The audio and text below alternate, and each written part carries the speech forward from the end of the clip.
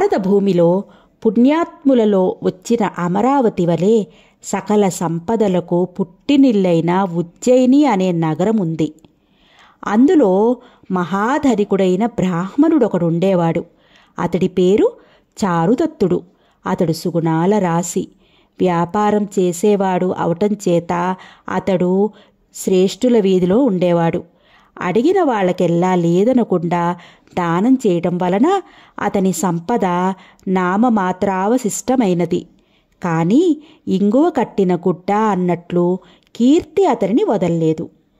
ఆ ఊళ్ళో అతనిని ఎరుగనివారు లేరు. అతడికి మైత్రేయుడు అనే బ్రహ్మచారి ఒక్కడు ముఖ్యమిత్రుడు. సంపద కలిగిన రోజులలో ఉన్న దాసదాసీ వర్గములో వర్ధమానుడు అనే బండితోరువాడు, రదనిక అనే దాసి అతనిని వదలలేక తినియో తినకో అతని ఇంట వద్దే ఉన్నారు. దరిద్రముతో పాటు సంతానం కూడా అతనికి హెచ్చింది. మైత్రేయుడు వాళ్ళ ఇంటి వద్దనే ఎప్పుడూ భుజిస్తూ ఉండేవాడు. అతనికి అది తప్ప నా అన్న ఇల్లు లేదు కదా. ఊర ఆంబోతు వలె తెగ తిని హాయిగా దొర్లినంతసేపు దొర్లి వీధుల వెంబడి తిరిగేవాడు. కానీ సంపద తగ్గటంతో తనకే లేని చారుదత్తుడు ఇతనికి కూడా తిండి ఎట్లా పెట్టగలడు? తిండికై వేరే ప్రదేశము వెతుకుకొనవలసిన అవసరం అతనికి పట్టింది. ఇంతవరకు అలవాటు లేని పని ఈరోజు ఎట్లా చెయ్యగలడు? అయినను తప్పనిసరి అయి ఆ రోజు చూర్ణవృద్ధుడు అను చారుదత్తుని స్నేహితుని ఇంటికి భోజనానికి వెళ్ళాడు. అతడు భోజనం అయ్యాక జాజి పువ్వుల వాసనలు వెదజల్లుతున్న కండువా ఇచ్చి, పట్టు కండువా, పూజ అయిన తర్వాత దీన్ని చారుదత్తుడికి ఇవ్వు అని చెప్పి పంపాడు. మైత్రేయుడు అలవాటు చొప్పున తిండి మరొక చోట తిన్నా పడుకోవటానికి అక్కడికే వస్తూ ఉండేవాడు. అప్పటికి సాయంకాలం అయింది. గృహదేవతా పూజలయ్యాయి. గ్రామదేవతకు బలులిచ్చటానికై చారుదత్తుడు వీధిలోకి దాసీతో కూడా వచ్చాడు. అప్పుడే మైత్రేయుడు వెళ్ళాడు. అతన్ని చూడటంతో చిరకాలానికి చూసినట్లు కౌగిలించుకుని క్షేమం అడిగాడు. అతడు చూర్ణ వృద్ధుడికిచ్చిన ఉత్తరీయమిచ్చాడు. అతనిది ఇచ్చిన చెయ్యే కానీ పుచ్చుకొన్న చెయ్యి కాదు. దానితో అతనికి ఎంతో విచారం కలిగింది. అతని విచారము ఎంత బరువైనదో మైత్రేయుడికేం తెలుసు? మిత్రమా, కష్టపడి సుఖిస్తే చీకటిలో నుండి వచ్చి దీపాన్ని చూసినట్లుంటుంది. కానీ సుఖపడిన తరువాత కష్టపడటం బహుభారం సుమా. దరిద్రం కంటే మరణమే మేలు. మరణం వలన అప్పటికప్పుడు కష్టం కలుగునేమో కానీ దరిద్రం ఉన్నన్నాళ్ళు బాధిస్తుంది. నాకు పోయిన ధనానికై విచారము లేదు, కానీ మదము లేనప్పుడు తుమ్మెదలు ఏనుగుని విడుచునట్లు నా ఇంటి నతితులు వదిలివేశారే అని నా విచారం. బ్రతికి చెడినందులకు నాకు విచారం లేదు. సంపదలు వస్తూ ఉంటాయి, పోతూ ఉంటాయి. కానీ ఇవాళ మిత్రులు వదిలిపోదురే అని దుఃఖిస్తూ ఉన్నాను. కాక మరొక్క విషయం, దారిద్ర్యం వలన సిగ్గు కలుగును, దైన్యం వచ్చును, అవమానం తటస్థించును, బుద్ధి పని చెయ్యదు, సంతోషం ఉండదు. ఒక్క దరిద్రంతో ఎన్ని అనర్థాలు వస్తాయో చూడు. బంధుకోటి దూరం అవుతుంది, ఆరని దుఃఖంగా ఉంటుంది. మనసులో ప్రవేశించి చంపని నిప్పు కదా దారిద్ర్యం. సరే, దానికేంటి కానీ 4 వీధుల మొగలోనికేకి గ్రామదేవతలకి బలివేసిరా అన్నాడు. మైత్రేయుడు, ఎందుకయ్యా దేవతలకు బలులు? నువ్విన్నాళ్లుగా పూజిస్తూ ఉన్నా వాళ్ళు కరుణిచ్చారా? మ్రొక్కిన వరమీని వేల్పుల పూజించుట అనవసరము అనుట్టుతో చారుదత్తుడు, అట్లా అనకు. మన విధి మనము నిర్వర్తించుకొన్నచో దేవతలు అనుగ్రహింపక మానరు. దేనికైనా సమయం రావాలి కదా. బలివేసిరా అన్నాడు. అయ్యా, నన్ను చంపకు. నా రోజులు బాగాలేవు. నేనే పని చేసినా అద్దంలో నీడల తలకిందులుగా పరిణమిస్తున్నాయి. ఇది సాయంకాలం. ఈ నగరిలో వేశ్యలు హెచ్చు. కామినులకై కామినులకై వెతికే కాముకులు మతిభ్రమ కలిగి నన్నేమి పట్టుకుందురో. నాకెందుకు వచ్చిన గొడవ?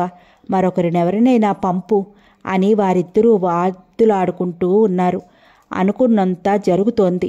రాజుగారి ఉంపుడు కత్తె తమ్ముడు శకారుడు అనే మూర్ఖుడొకడున్నాడు. వాడికి రాజుగారి బావమరిదిని కదా అని గర్వం. కంటపడిన వేశ్యని పోనీయడు. అతనికి స్నేహితులు విటుడు, చేటుడు అను భోగపువాడలో పరిచయం కల వ్యక్తులు. అతని కన్ను ఒక రోజున వసంతసేనపై పడింది. వసంతసేన మంచి అందగత్తె. చదువులో కానీ, అందములో కానీ, మంచితనంలో కానీ ఆమెకు సాటిరాగల వేశ్య ఆ ఊళ్ళో లేదు. అందుకే ఆమెను వలవని పురుషుడు లేడనవచ్చును. కానీ వారు వలిచిన సరియా? ఆమెకిష్టం కావాలి కదా. ఆమె గుణాలను వరిస్తుంది, కానీ కేవలం ధనాన్ని కాదు. ఆమె ఒకనాడు మన్మథ దేవాలయోత్సవములలో చారుదత్తుని చూసి తనకు అభిలాష ఉన్నట్లు తెలిపినది. కానీ అతనికే చేతకాని అయినా లేకుండా వెలయాలితో పోవుట సిగ్గనిపించింది. బ్రతికి చెడినవాడు కానీ చెడి బ్రతికినవాడు కాడాయే. అయినా ఆమెకు మాత్రం అతని గుణగుణములు విని రూపము చూసిన మీదట వచ్చిన వలపేమో హెచ్చినదే కానీ తగ్గలేదు. అలాంటి సుందరిని తన ఇష్టాన్ని అనుసరించి బలవంత పెట్టబోయినాడు ఈ శకారుడు. వాడు వెనుతగులుటతో లేడిపిల్లవలే 2 అడుగులలో దొరికినట్లే దొరక్క తప్పించుకున్నదా తరుణి. ఆమె పరిగెత్తిన కొలది శకారునికి మదనవేదన హెచ్చుగా అవుతోంది. అబ్బా, నిప్పులలో పడ్డ మాంసం వలె నా హృదయం కామాగ్నిచే తగలపడిపోతోంది. ఆగుము భోగము పిల్ల, ఆగుము అనుచు వెంటపడినాడా ధూర్తుడు. చేటుడు మా దొర అడవి ప్రవేశించిన కోడిపుంజి వలె వచ్చుచుండా నువ్వేమో వేసగికి పురివిప్పుకుని పారిపోవు నెమలివలే పారిపోవుచుంటివే అన్నాడు. శకారుడు, ఓసి పడుచుపిల్ల, నన్నేడిపించేదేటికే రావణాసురుని చేతులలో పడిన కోతివలే పారిపోవ చూచుచుంటివే అన్నాడు. అతని మాటలంతే. సందర్భములు అతనికి తెలియనే తెలియవు. విటుడు ఆమెతో, నువ్వు పరుగెత్తినా లాభం లేదు, మేము గాలిని కూడా పట్టుకోగలము అనటంతో శకారుడు, బావా, దీనిని పొగడమందువా? ఆగునేమో.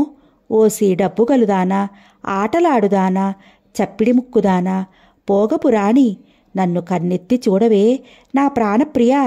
ఏవని పొగిడిలను ఇది చూడదేమి బావా అన్నాడు. ఆమెకి ఇతని మాటలు వినపడలేదనుకొనరాదు. చెవులు పడినందునే మరింత జంకినది. ఉరుము విని హంస జంకినట్లు, విటులు గోట మీటిన వీణతీగలు జంకునట్లు జంకింది. అప్పటికి చీకటి క్రమ్మింది. చీకటి కామినీ కాముకులకు సిద్ధాంజనము కదా. వారికప్పుడు లొంగని వారిని లొంగదీసుకోవటానికి తగిన సమయం. శకారుడు, ఏమే భామా, గజ్జెల చప్పుడు చేయుచూ పోయేదేమే, రామునికి జంకిన ద్రౌపది వలనే పరిగెత్తుచుంటివే. చూడు, హనుమంతుడు విశ్వావసుని చెల్లెలైన సుభద్రని ఎత్తుకుపోయినట్లు చంకనిరిగించుకుని పోదును అన్నాడు. ఆమెకు మరింత భయమేసింది. వేటకుక్కలు తరుముతున్న లేడి పిల్లవలే అయింది. పరభృతికయను చెలికత్తెను పిలిచింది. ఆ కేక విని మనుషులు వచ్చుచున్నారని భయపడ్డాడు శకారుడు. కానీ విటుడు ఈమెయే పరిజనమును వెతుకుచున్నదని చెప్పుటతో అతనికి ధైర్యం వచ్చింది. ఓ, కేకలు పెట్టుచుంటివే, పెట్టుము. ఒక్క మగవాడికి జడియుదును గాని ఆడు జనుమా, 100 మందైనను మాకేమీయూ లెక్కలేదు. నీకు దిక్కున్న చోట చెప్పుకో. దుశ్శాసుడిని వలె నేను నీ కొప్పు పట్టగా ఆ జమదగ్ని కొడుకైన భీముడు వచ్చి ఆపగలడా? లేక కుంతీపుత్రుడైన రావణుడు వచ్చి ఆపగలడా? చూడు, ఇదిగో ఈ వాడి కత్తితో నీ మెడ కటుక్కున కత్తిరించి పారవేస్తాను అనుటతో ఆమెకు చాలా భయమేసింది. నిజంగా వాడు అన్నంతయూ చేయువాడే.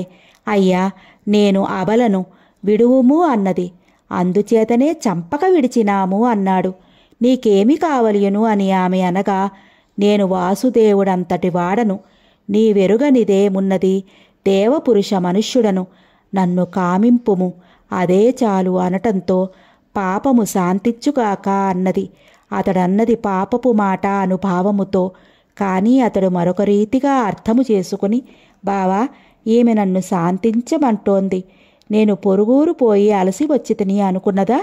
ఈమెకు నాపై ఎంత ప్రేమయో చూసితివా అన్నాడు విటుడితో. అతడు లోలోన నవ్వుకున్నాడు ఇతని తెలివి తక్కువతనానికి. ఆమెతో, నువ్వొక భోగముది అనదగ్గినట్లు అనలేదు. వేశ్యకెవరైననేమి విధి నిషేధములున్నవా? నదిలో స్నానం చేయుటకు జాతి భేదమున్నదా? హాయిగా మా దొరను కూడుమని హెచ్చరించాడు. అప్పటికి వారు చారుదత్తుని ఇంటి ప్రాంతానికి వచ్చారు. అది తెలియదు వసంతసేనకు. శకారుడు విటునితో, బావా, ఈ పాడు దాసీది ఆ దరిద్ర చారుదత్తుని వలచి ఇట్లనుచున్నదోయి. వాడి కొంప ఈ ఎడమచేతి వైపుదే, పారిపోవునేమో అన్నాడు జాగ్రత్తకై. అదామెకు ఉపయోగించినది. చేయి కొరుకునే దొంగవాడు, గట్టిగా పట్టుకొనకే అన్నాడుట ఒక గేహే సూర్యుడు దొంగను పట్టిన భార్యతో.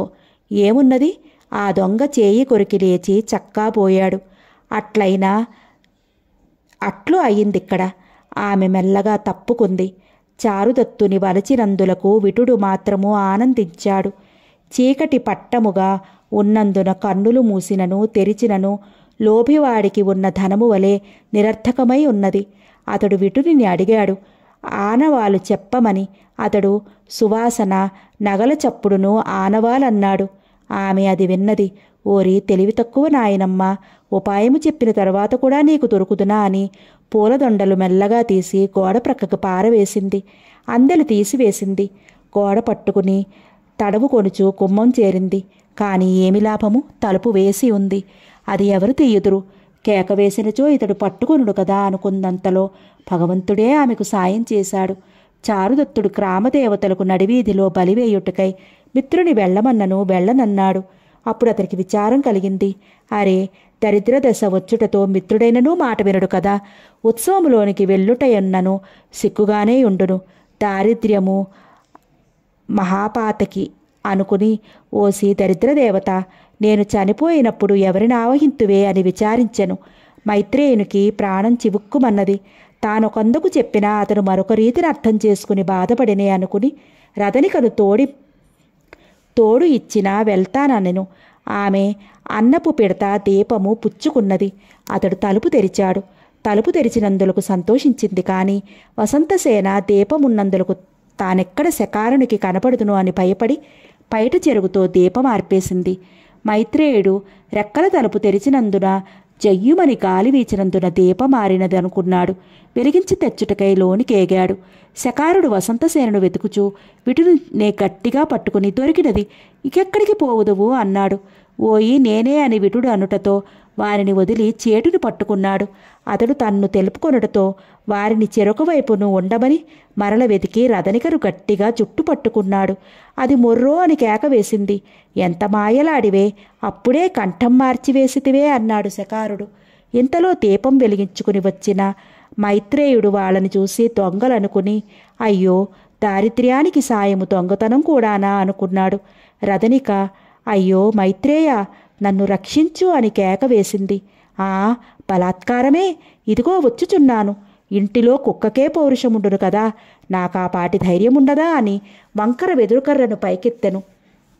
విటుడు కొట్టవలదని నివారించగా శకారుని మీదకి పోయి, ఓరీ దుర్మార్గుడా, దరిద్రుడయ్యేను కదా అని మా చారుదత్తును అవమానింతూ అటరా, పేదవాడైనంత మాత్రాన పూర్వపు కీర్తి పోవునా అని కర్రనెత్తగా విటుడు, అయ్యా, ఇతడు మీరు అనుకున్నట్లు ద్రోహము చేయుటకు రాలేదు.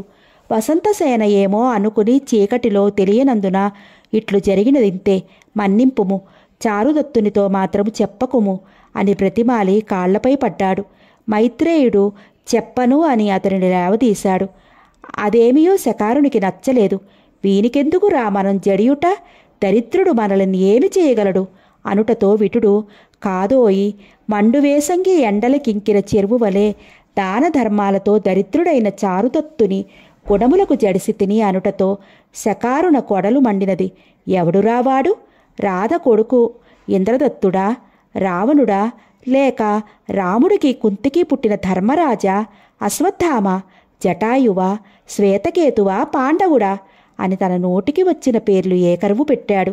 ఓరి తెలివి తక్కువ దద్దమ్మ, దీనుల పారిట కల్పవృక్షమైన చారుదత్తుడురా, ఇక నీకు వసంతసేన దొరకదులే. గ్రుడ్డివాడికి చూపు, రోగులకి బలము, బద్ధకము కలవారికి కార్యసిద్ధి, మూర్ఖులకు బుద్ధి, వ్యసనము కలవారికి చదువు అప్పనట్లే నీకిక నిరాశయే అన్నను మరలునట్లు లేడా శకారుడు.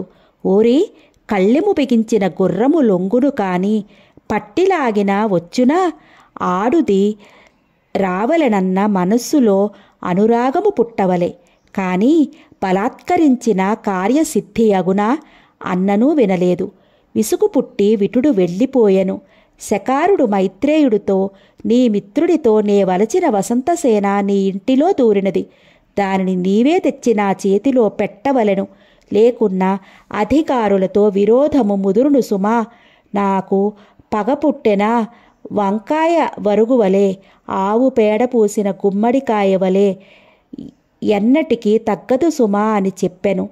అని చెప్పుము, తప్పక చెప్పవలను సుమా. లేకున్నా తలుపు మధ్య పెట్టి వెలగకాయను పగలకొట్టినట్లు నీ తలకాయ పటపటలాడిస్తాను అని చేటునితో కూడా ఇంటికి పోయెను. మైత్రేయుడు ఈ జరిగిన ఘట్టమును చారుదత్తునితో చెప్పవలదని రదనికను హెచ్చరించెను. ఆమె, నాకీ పాటి తెలియదా, ఏ మాటనైనను కడుపులో దాచుకుందును అనెను. వసంతసేన లోనికి ప్రవేశించింది కదా. చారుదత్తుడు ఆమెను చూసి చీకటిలో ఆనవాలు తెలియక రదనికయే అనుకుని బయట పరున్న రోహసేనునకు చలివేయకుండా లోపల పరుండ పెట్టి కప్పుమని తన పైకండువా ఇచ్చెను. ఆమె కండువా అందుకున్నది. అది జాజి పువ్వుల పరిమళాన్ని గుబాళిస్తున్నది. దరిద్రము చేత అతని యవ్వనము వడి మళ్ళినట్లు కనపడుచున్నను ఈ సువాసనతో చిగుర్చుచున్నట్లే ఆమెకు తోచినది. తాను వలచిన పురుషుడు స్వహస్తములతో ఇచ్చిన పైకండువాను తనివి తీరా వాసన చూసి పైన కప్పుకుంది. చారుదత్తుడు కొడుకును లోనికి త్వరగా తీసుకువెళ్లమని కేకవేశాడు. ఈమె లోనికి పోకూడనందున చెప్పిన పని చెయ్యలేదు. పాపము, చారుదత్తుడికది అన్యథా భావించుటచే మనసునకు బాధ కలిగింది. అతడు దరిద్రుడైన మూలాన పరిజనము కూడా చెప్పినట్లు వినటం లేదని అన్నాడు. ఇంతలో మైత్రేయుడు లోనికి వచ్చాడు. అయ్యా, రదనికను కేకవేయుచున్నారే, నా వెనుకనే వచ్చినది అనుటతో చారుదత్తుడు తెలియక పరస్త్రీపై తన వస్త్రము వేసి ఆమె మనసునకు నొప్పి కలిగించి తిని అనెను. అప్పుడు మైత్రేయుడు, ఈమె పరస్త్రీ కాదు, నిన్ను వరచి వచ్చిన వసంతసేన అని ఎరుకపరిచెను.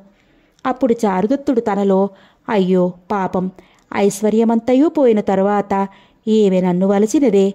నాకును ఈమెపై కోరికయుండేది, కాని పేదవాడు కోపము వలె లోపలే అణుచుకుంటూ ఉన్నాను అని అనుకొనిచుండగా మైత్రేయుడు, మిత్రమా, నీతో శకారుడు కొన్ని మాటలు చెప్పమన్నాడని అతడన్న మాటలు చెప్పాడు. చారుదత్తుడు గంభీరమైనవాడు. అతడు చెప్పినది విని వాడా, తెలివి తక్కువ వాడులే అని నోరు చప్పరించాడు.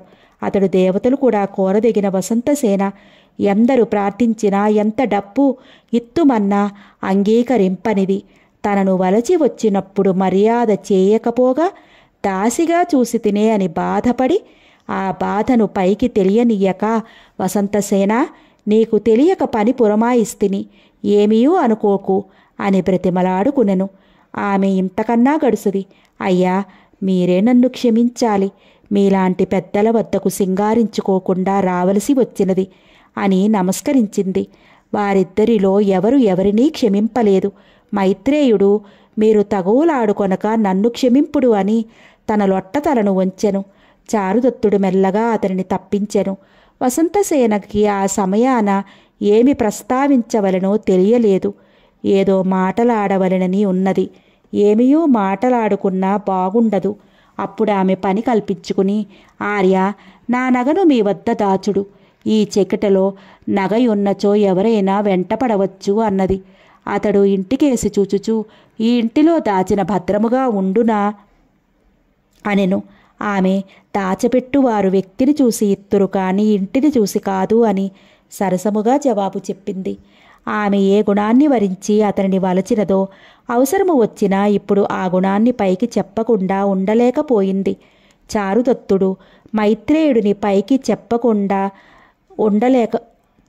చారుదత్తుడు మైత్రేయుని ఆ నగ పుచ్చుకొమ్మన్నెను. అతడు పుచ్చుకుని దానము చేసినదేమో అనుకొని దీవించినాడు. కాని చారుదత్తుడు, ఇది దాచపెట్టిన సొమ్ము కాని దానమిచ్చిన సొమ్ము కాదు అని మందలించాడు. అతడు, అట్లయిన దొంగలెత్తుకుని పోదురేమో అని చారుదత్తుని చెవిలో ఊదాడు. చారుదత్తుడు పర్వాలేదులే అన్నాడు. అంతట వసంతసేన మైత్రేయుని తనకు తోడు పంపమంది. అతడు, ఈమెతో నాకెందుకు, నువ్వు వెళ్ళినా ఇద్దరును హంసల జంటవలే నుందురు అని ఒక్క రవ్వ పొగడి ఆ పనిని చారుదత్తుడికే అప్పచెప్పాడు. అతడు అలవాటు ప్రకారం వర్ధమానకుడను భటుని దీపము తెమ్మనెను. మైత్రేయుడు, ఇంటిలో నూనె లేదయ్యా, దీపం ఎట్లు వచ్చును అని రహస్యముగా చెప్పుటతో, పోనీలే, పెద్ద దీపము చంద్రుడే ఉదయించాడు, ఇక దీపం అవసరం లేదు అని వసంతసేనతో కలిసి వెళ్ళి ఆమెని ఇంటి వద్ద దిగబెట్టి వచ్చాడు. ఆ సువర్ణము నగలను మైత్రేయుని దాచమని చారుదత్తుడు అన్నాడు. కాని చదువునకు విఘ్నము కలుగునని అతడు రాత్రివేళ మాత్రమే దాచదనని ఒప్పుకొనెను. పగటివేళ పూచి వర్ధమానకునిది. ఎవరి పనివారు చేసుకొని చుండిరి. కర్మము చాలక వస్తువు పోయినా ఆమె ఏమనుకొనునో అని చారుదత్తుడు భయపడగా, పోయిన బాగుండునని విదూకుడు తలచినాడు. ఎవరి కోరిక తీరునో. వసంతసేన ఇంటికి వెళ్ళినది మొదలు చారుదత్తుని మీద ప్రేమతో అన్నాహారములు హితవులేక ఉన్నది. ఆమెకెల్లవేళలా చారుదత్తుని ధ్యానించుటతో సరిపోవుచున్నది. తనలో తానే ఆలోచిస్తూ ఉన్నది. పిలిచిన ఏదియో జవాబిచ్చినది. ఆమె తల్లి పొద్దుపోయిన భోజనానికి లేవవేమి, స్నానం చేసి దేవపూజ చేసుకొమ్మని మదనిక అనే దాసీతో కబురు పంపింది. ఆమె వచ్చేసరికి పరధ్యానములో ఉండి, నేను చెయ్యలేనని బ్రాహ్మణునిచే దేవపూజ చేయించుమని అన్నది. ఆమె బాలకము చూసి, నీ దృష్టిపడి ధన్యుడైన ఆ పురుషుడెవడమ్మా అన్నది. గుణము వలన ప్రసిద్ధి పొందినవాడు అన్నది. రాజా, రాజోద్యోగియా, విద్యాసంపత్తి గల బ్రాహ్మణుడా అన్నది మదనిక.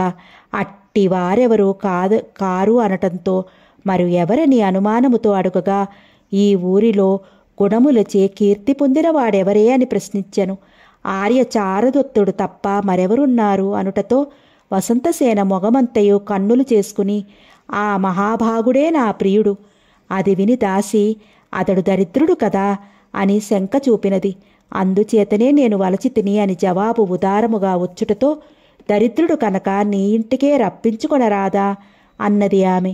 ఓసి తెలివి తక్కువదానా, అతడి నీ ఇటకు రమ్మన్న అభిమానముతో ధనము లేదని కదా ఈమె ఇట్లనదగిన తను భావముతో నాపై ప్రేమయే మానును అని వసంతసేన సర్దినది. అంతటి గంభీర భావము ఆమెకెట్లు కలుగును? ఇంతలో సంవాహకుడు జూదములో 10 కాసులు ఓడిపోయి ఇయ్యలేనందున తోటి జూదరులు పట్టుకొందురని పారిపోయెను. అతనిది పాటలీపుత్రము, బ్రాహ్మణుడు. అతడు నేర్చినది పాద సంవాహక విద్య, కాళ్ళు పిసుకటం. దైవాత్వా దరిద్రుడై ఇక్కడికి వచ్చి చారుదత్తుని వద్ద సేవలు చేయుచూ ఉన్నాడు. అతడు నిర్ధనుడై పోషించలేనప్పుడు ఆ భటులు మాత్రము ఎట్లు ఉందురు? అతడు జూదమాడుచూ జీవించుచుండెను. జూదములో ఓడిపోయిన అతనిని తక్కిన వారు బాధించుచుండా రక్షించువారెవరూ లేనందున ఒక పాడు గుడిలోనికి పారిపోయి బొమ్మచాటును దాగున్నాడు. అతని వెనువెంటే తరుముకు వచ్చిన జూదరులు అతన్ని వెతుకుచూ వచ్చిరి.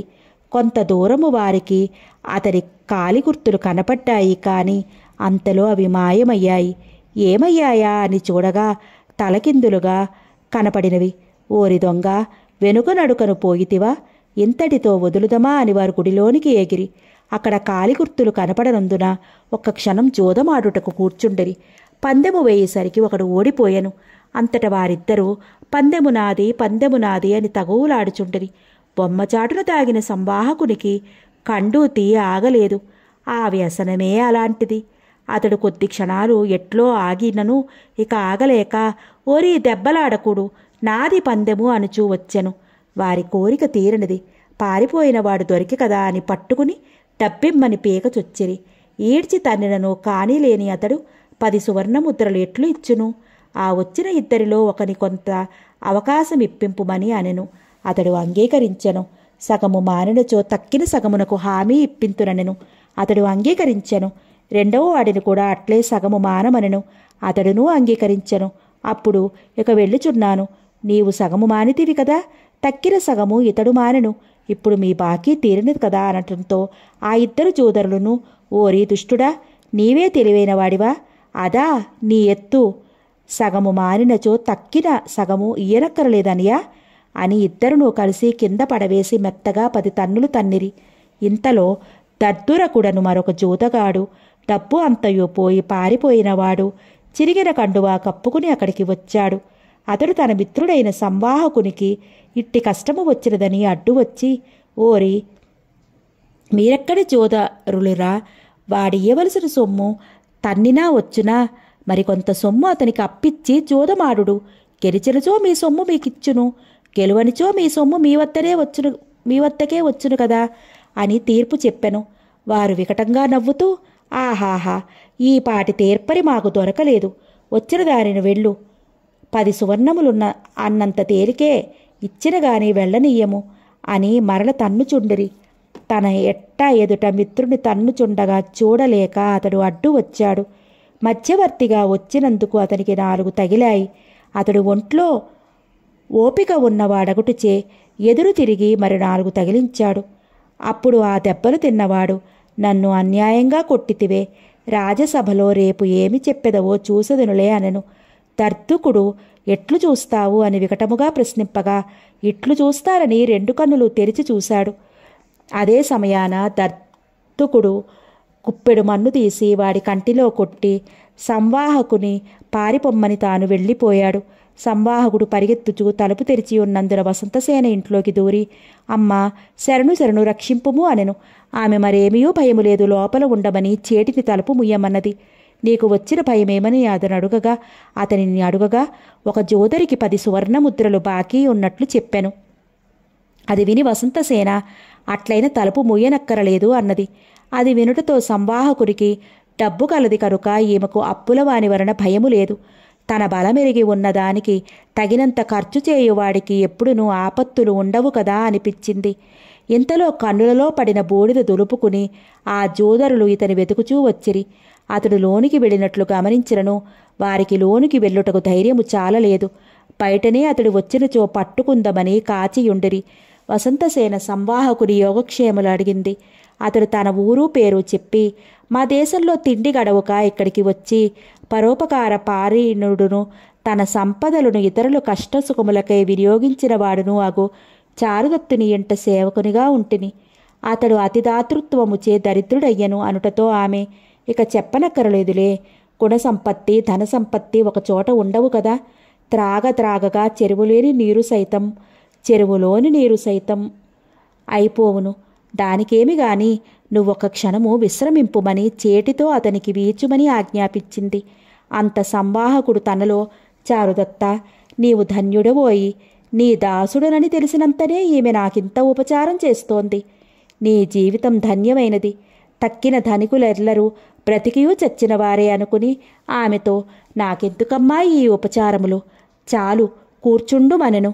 ఆమె, పాపం, అట్టి పుణ్యాత్ములకు సంపదలు నిలవవు కదా అని విచారసూచకముగా చెక్కున చేయి చేర్చి అన్నది. సంవాహకుడు, అమ్మా, సంపదలు అన్నవి ఎవరికినీ శాశ్వతము కావు. సద్వినియోగము చేసిన వారికి కీర్తి ఒక్కటే దక్కును. ఉన్ననాళ్ళు ఇతరులకై ధనము వెచ్చించిన వాడే తరువాత ఇతరులచే మన్ననలు పొందును అనుచు ఆమె విచారాన్ని పోగొట్టెను. ఇంతలో తనకై వెతుకుచూ వచ్చిన జోదరులను చూసి కొంచెము జంకి సంవాహకుడు, అరుగో, వారే వచ్చినారు, నన్ను ఎట్లు రక్షింతువో అనటంతో ఆమె చేతి కంకణములు తీసి దాసి చేతికిచ్చి వారికిమ్మని పంపెను. వారు అది పుచ్చుకుని బాకీ తీరినదని చెప్పి వెళ్ళిపోయిరి. సంవాహకుడు వసంతసేన వద్దనే తాను పరిచేయుదుమనెను. కాని ఆమె, మీరా విద్య నేర్చినప్పటి నుండి ఎవని సేవించితిరో వారినే ఇప్పుడు నువ్వు సేవించి ధన్యులు కండు అన్నది. అప్పుడు అతడు, ఈమె ఎంత నేర్పుగా నన్ను నిరాకరించింది అనుకుని, అమ్మా, నేనిక జోదమాడను, బౌద్ధ సన్యాసినైపోదును, నన్ను మరువకము అని వెళ్ళి సన్యసించెను.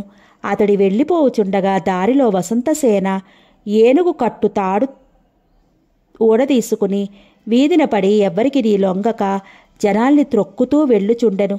దురదృష్టవశాత్తు దానికెదురు వెళ్లిన బౌద్ధ సన్యాసి ఆ ఏనుగు దంతములనందురు ఇరికించుకుని పోవుచుండగా కర్ణపూరకుడను వసంతసేన భటుడు ఎదురు వెళ్ళి ఇనపయోచతో దాని మొగము మీద కొట్టెను. ఆ దెబ్బకది బాధపడి సన్యాసిని వదిలివేసినది. అది చూసి జనులందరూ అతడిని కొనియాడిరి. అందు ఒకడు మాత్రం అతనికి బహుమతినియ్యదలిచి చూసుకుని తన వద్ద ఏమీ లేకుండాటచే పైమీద కండువా ఇచ్చాడు. అది పుచ్చుకొని సంతోషముతో వచ్చి కర్ణపూరకుడు వసంతసేనతో ఆ విషయమంతా చెప్పాడు. ఆ బహుమతి ఇచ్చిన వ్యక్తి ఎవరని తెలుసుకొనుటకై ఆ కండువాను వాసన చూసినది. అది తానిది వరలో వాసన చూసినదే అయినను నిస్సందేహముగా తెలియుటకే పేరు చూసినది. ఒక చివర కుట్టి ఉన్నది ఆ చారుదత్తుని నామము. అది చూసి ఎంతో ఆనందపడి అది తాను పుచ్చుకుని అతనికి బహుమతిగా రత్నహారం ఇచ్చింది. ఆ మహానుభావుడు ఎక్కడున్నాడురా అన్నది. అదిగో ఈ వీధినే వచ్చుచున్నారు అనుటతో ఆమె మేడనెక్కి అతనిని రెప్పలార్పక కనుచౌపారినంత వేరా చూసింది. అతను వెళ్ళిపోయినను ఆమెకు కనపడుచునే ఉన్నాడు. ఏ వ్యక్తిని భావించుచుందుమో అది కన్నులకు కట్టినట్టు కనపడును. దానికి లోకము అడ్డురాదు. ఆమె అట్టి భావనా లోకమున తన ప్రియుని చూస్తూ ఉన్నది.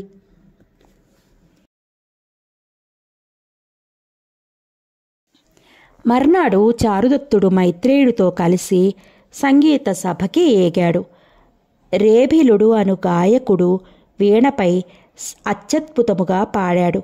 ఆ పాటలోని స్వారస్యమును ఆస్వాదిస్తూ చారుదత్తుడు వెనకకు రాలేకపోయాడు. కానీ మైత్రేయుడికి అది రుచించలేదు.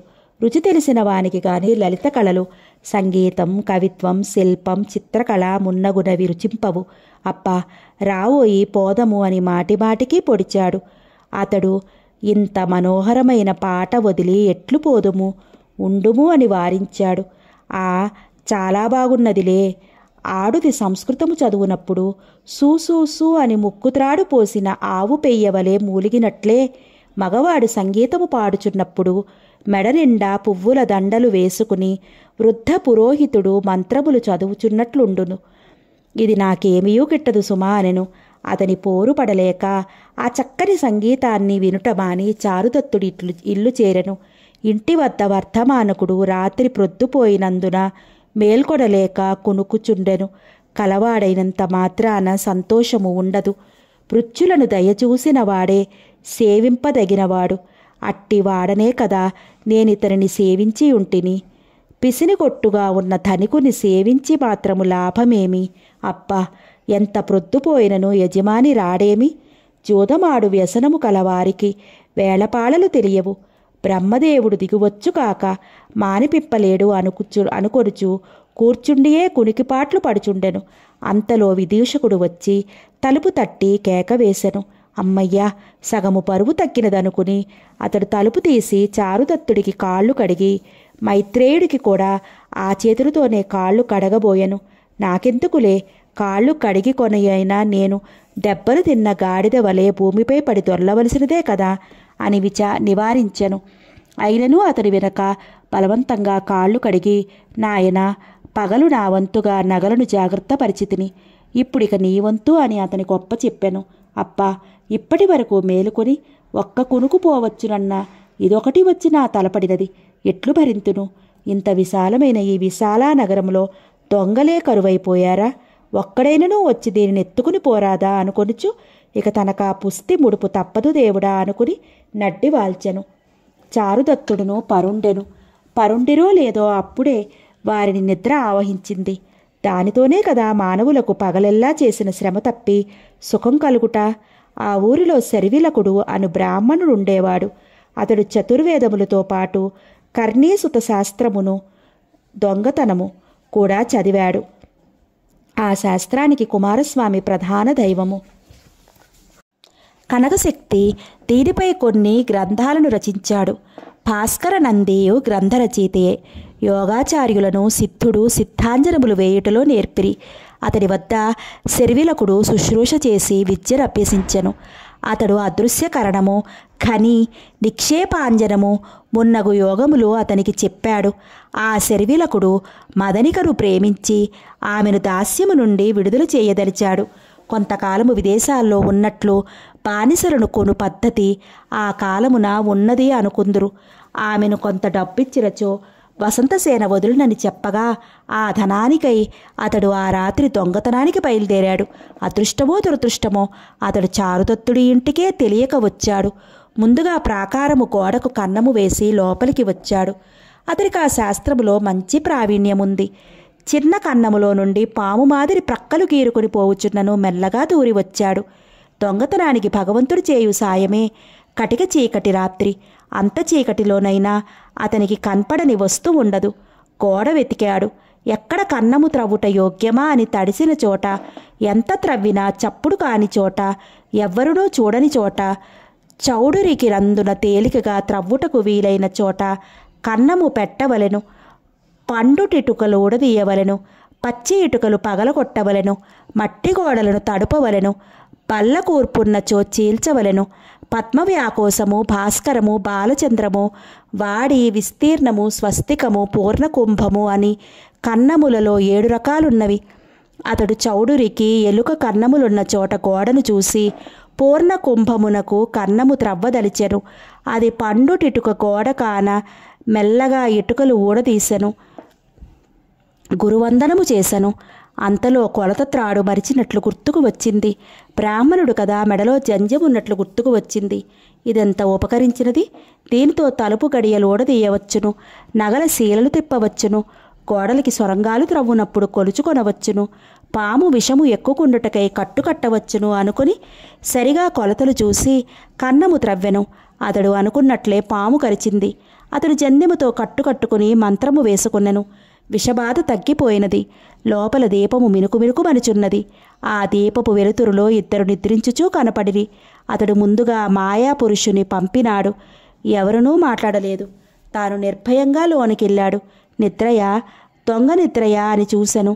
గుర్రుపట్టి నిద్రించుటయో, కన్నులు నిశ్చలముగా మూసుకుని ఉన్నటయో చూడగా అది నిజనిద్రయే అని అనిపించినది. తలుపులన్నీ తెరిచి ఉండెను. అందొకటి కిర్రుమనబోయెను. కాని అతడు కొంచెం నీళ్లు పోసి దానిని చప్పుడు కాకుండా తెరిచెను. ఇల్లు నలుమూలలా పరీక్షించెను. మధ్యలా వీణ, పిల్లన గ్రోవి, పుస్తకాలు ఉన్నాయి. అది చూసి ఇది నాట్యాచారుని ఇల్లేమో, నాకిక్కడేమి దొరుకుతుంది, ఇల్లు పెద్దది కదా అనుకుని మోసపోతినే. ఒకవేళ ఇతడు చోర భయముతో భూమిలో పాతినేమో అని విత్తులు మొలవేసి చూసెను. అవి మొలవలేదు. ఇక అక్కడ పాతులేదని నిశ్చయించెను. వీడెవడో పరమదరిద్రుడే, పోయెదను అనుకునెను.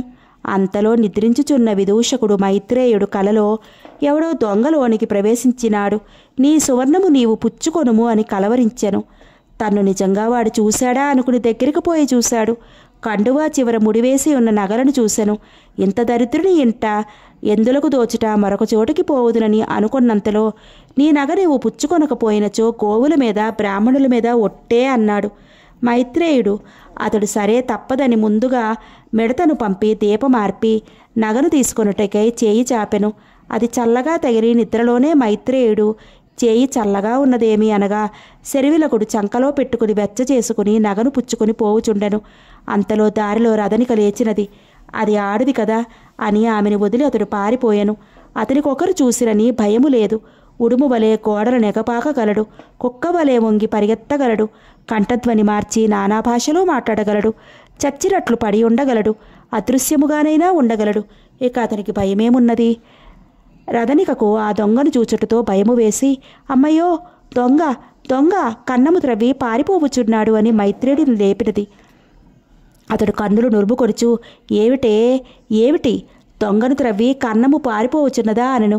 నీ నిద్ర కూలిపోను, ఎప్పుడునూ వేళాకోళములేనా? చూడుడు దొంగ ఎంత కన్నము త్రవ్వినాడో అని రదనిక అన్నుటతో అతడు పూర్తిగా కన్నులు తెరిచి చూసెను. 2వ ద్వారమంత ఉన్నదా కన్నము. అతడు లేచి చారుదత్తుని లేపెను. అతడు మొదట వేళాకోళం అనుకునడు. కానీ తీరా చూసేసరికి చక్కగా సొరంగము త్రవ్వబడి ఉన్నది. అతడు అది చూసి, ఆహాహా, ఈ దొంగ ఎంత నేర్పరియో, చక్కగా త్రవ్వినాడు అని మెచ్చుకొనెను. విదూషకుడు ఇతడెవరో పొరుగురు వాడై ఉండును, ఈ ఊరు వాడెవడును మన ఇంట కన్నము త్రవ్వడు అని పరిహాసముగా అనగా చారుదత్తుడు మనసారా బాధపడుచు, నిజమే పాపము, ఇంత శ్రమపడి కన్నము వేసి ఏమీయూ దొరకలేదని తిట్టుకొనునేమో అనుటతో విదూషకుడు తాను కలలో చారుదత్తుడికి నగలనిచ్చిన మాట గుర్తుకు వచ్చి, మిత్రమా, నన్ను ఎప్పుడునూ తెలివి తక్కువ వాడనని తిట్టుచునే ఉందవు. ఈవేళ చూడుము, దొంగ వచ్చునని తెలిసియే ముందుగానే నగలను నీకిచ్చి తిని అనుటతో చారుదత్తుడు ఓరి మందమతి, వేళాకోళము కట్టిపెట్టుము అనను. అతడు నెత్తి నోరు మోదుకొనుచు, నేను నీవన్నట్లు ఎంత మందమతినైనను వేళాకోళము చెయ్యదగిన సమయమునే ఎరుగునా, అప్పుడు నీ చెయ్యి చల్లగా ఉన్నదే అంటిది కూడా, గుర్తు తెచ్చుకోము అనెను. అంతట చారుదత్తుడు 4 మూలలు చూసెను. బిందెలో నీళ్లతో నాగవాసము తడిపినట్లు కనిపించినది. దానితో ఆ చల్లని చేతులు దొంగవే అని ఊహించి సంతోషముతో, మిత్రమా, ధన్యుడినైతిని, నా ఇంటికి వచ్చిన దొంగ ఒత్తు చేతులతో పోలేదు, అతడు నన్నిక తిట్టడు అనెను. అప్పుడు విదూషకుడు, నాయనా, అది దాచిన సుమ్మాయే అనుటతో చారుదత్తుడు నిర్ఘాంతపోయెను. లోకము నిజము తెలియక తానే అమ్ముకున్నట్లు ఏమి అపవాదు కల్పించునోయని చారుదత్తుడు భయపడెను. విదూషకుడు అంతగా వచ్చి ఆమె అడిగినప్పుడు దీనికి సాక్ష్యమేమియో లేదు కనుక నువ్వియ్యలేదులే అని నేను అబద్ధమాడదనులే అనెను. చారుదత్తుడి వంటి వానికి అది హితవగునా? ముష్టెత్తి అయినా దాని సొమ్ము దానికిచ్చి తన కీర్తిని కాపాడుకొందునని చెప్పెను. వెంటనే రదనిక లోనికేకి ఆ వృత్తాంతము చారుదత్తుని భార్య అయిన ధూతాదేవికి చెప్పెను. అతనికి తగిన భార్యయే ఆమె. ఆమె లోపల నుండి ఏమియో గాయములు తగలలేదు కదా అనుచూ పరుగున ఎదురు వచ్చి ఆత్రముగా అడిగింది. రదనిక నగలు పోయినట్లే చెప్పింది. అది వినుటతో ఆమెకు మరింత బాధ కలిగింది. ఇట్టి దరిద్ర దశలో ఆ నగలను అమ్ముకుని తిననని లోకులు ఎక్కడ అనుమానింతురో అని ఆమెకు బాధ కలిగినది. ఆస్తి మాస్తి ఆమెకు పుట్టింటి వారి ఇచ్చిన రత్నహారం ఒక్కటి మాత్రం మిగిలి ఉన్నది. దానిని భర్తకిత్తునని కొన్నను, అతడు పుచ్చుకొనడు. అందుచే మైత్రేయుని పిలుచుకురమ్మనెను. రదనిక వెళ్ళి మైత్రేయుని తీసుకుని వచ్చినది. ధూతాదేవి, ఆర్య, తూర్పు ముఖముగా కూర్చుండుము. నేను రత్నషష్ఠి అని వ్రతము చేసి తిని దానికి దక్షిణగా ఈ హారము తీసుకొనుము అనుటతో అతడు మహదానందముతో పరిగ్రహించి తన మిత్రుడితో తెలిపిదనెను. ఆమె జాగ్రత్త సుమా, అతడి వ్రతము కింతయేనా దక్షిణయని చిన్నపుచ్చుకొనును అని హెచ్చరించినది. ఆమె మంచి స్వభావానికి మైత్రుడికి ఆశ్చర్యం వేసింది. అతడు తనకై నిరీక్షించుచున్న చారుదత్తుని వద్దకు వచ్చి, అయ్యా, ఇదిగో ఈ నగ తీసుకునుము.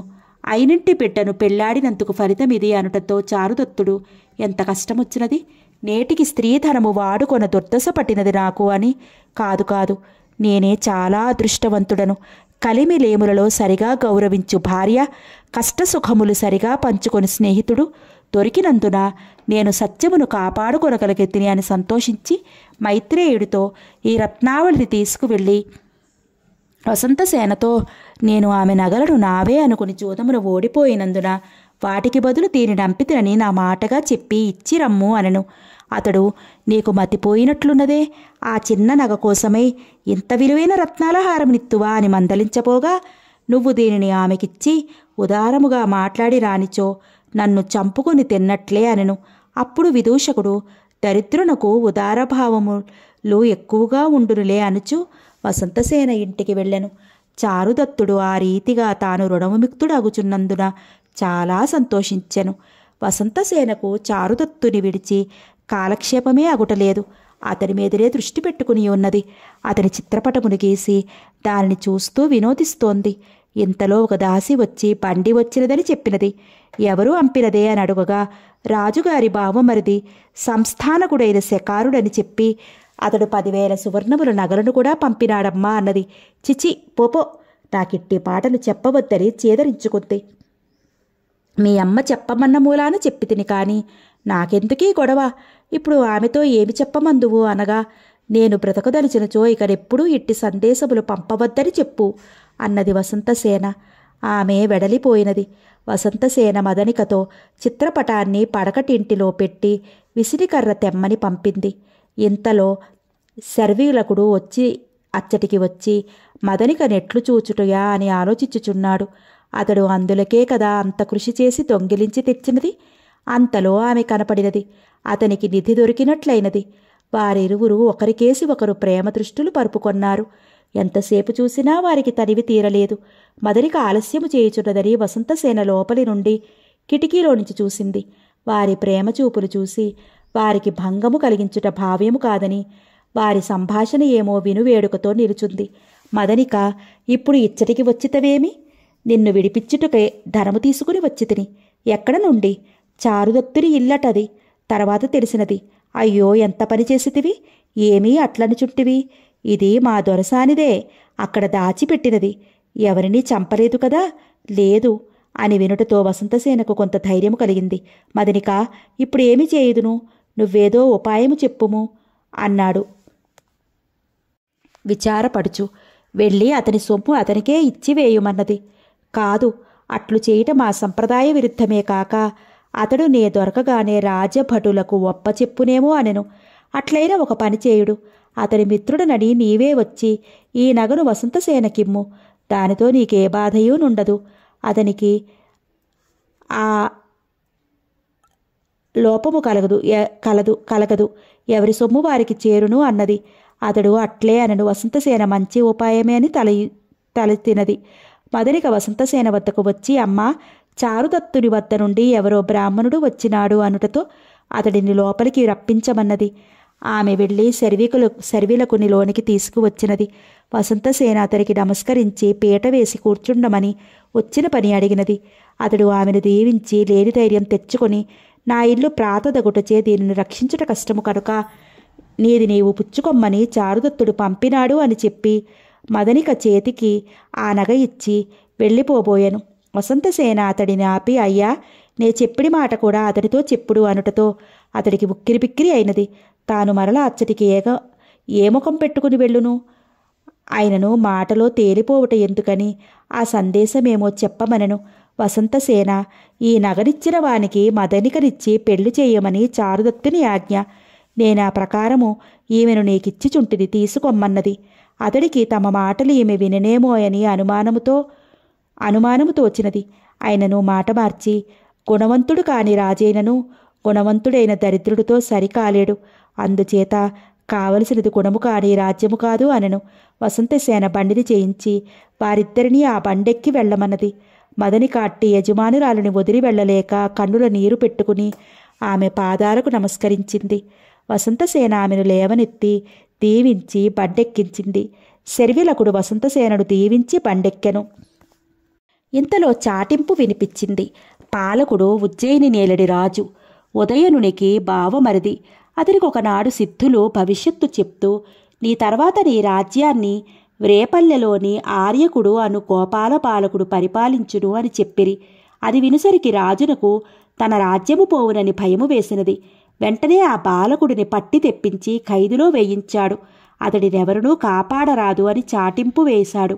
అది వినుటతో శర్విలకుడు అతని బాల్యమిత్రుడైనందుకు అతన్ని రక్షింపబోని కొత్తగా చేపట్టిన భార్యని ఏమి చేయుటయా అని ఆలోచించాను. నన్ను అత్తవారింట దిగవిడుపు మన్నదా మదనిక. సరే అని అతడట్లే ఆమెను రేభిలుని ఇంటి వద్ద దింపుమని బండివాడితో చెప్పి తాను ఆర్యకుని విడిపించుటకై వెళ్ళెను. అంతటా చేటి వచ్చి చారుదత్తుని వద్ద నుండి బ్రాహ్మణుడు వచ్చెనని వసంతసేనతో విన్నవించినది. ఆమె లోనికి రప్పింపుమని సెలవునిచ్చినది.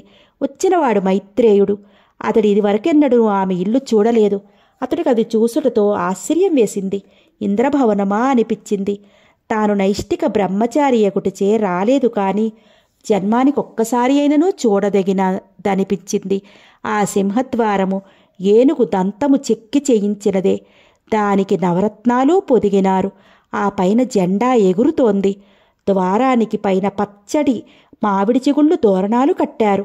రత్నాల స్తంభాలపై మంగళ కలశాలనుంచారు. తలుపు రెక్కలు చాలా విశాలంగా ఉన్నాయి. వాటికి సందు లేకుండా వజ్రాలు తాపారు. అదెంతో మనోహరంగా ఉన్నందున రెప్ప వెయ్యక అతడు చూస్తూ ఉండా దాసి వచ్చి, అయ్యా, లోనికి దయచేయుడు అన్నది. అతడు రెండవ మొగసాల ప్రవేశించెను. అక్కడ రంగుల మృగ్గులు లాగున వజ్రాలు రత్నాలతో భూమి చప్టా చేశారు. కిటికీలకు ముత్యాల దండలు వేలాడదీశారు. అక్కడ ఉన్న ద్వారపాలకుడు పనిలేనందున వృద్ధ శ్రేత్రుయుడి వలె కురికిపాట్లు పడుతున్నాడు. పెరుగు కలిపిన అన్నమును కూడా కాకులు సున్నపు మృగ్గులే అనుకుని ముట్టనైనా ముట్టలేదు. తరువాత అతడు 3వ ద్వారము దాటెను. అక్కడ బండి గిత్తలు చిట్టు తినుచున్నవి.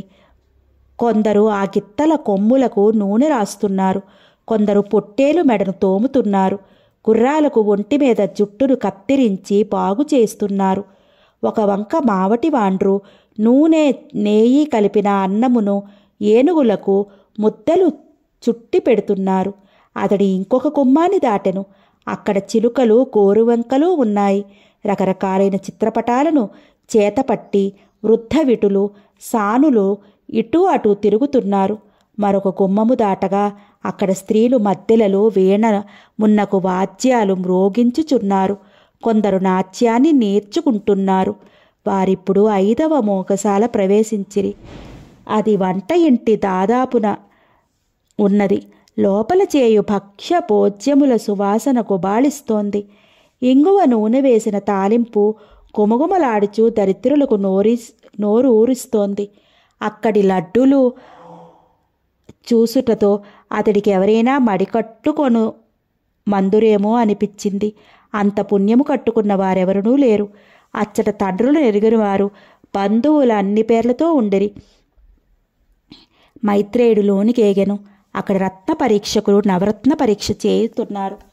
కొందరు నగలు చేయిస్తున్నారు, కొందరు వజ్రాలను సానపడుతున్నారు. మంచి గంధము తీయువారు, అగరత్తులు వెలిగించువారు, పూలదండల గుచ్చువారితో ఎంతో సందడిగా ఉన్నది. కొందరు వేశ్యాయువతులచ్చట కాముకులను తాంబూల రసమిచ్చుచు ధన్యుల చేయుచున్నారు. ఒకచోట కేవలము పక్షిజాతులు అన్ని రకాలు ఉన్నవి. నెమళ్లకు నాట్యము, హంసలకు నడక, చిలుకలకు గోరువంకలకు పచ్చ తీతువులకు మాటలను నేర్పుచున్నారు. అది ఇంద్రభవనమో కుబేరభవనమో అనిపించింది, కానీ వేశ్యాగృహమని అతనికి అనిపించలేదు. అక్కడ వసంతసేన అన్న అక్కడ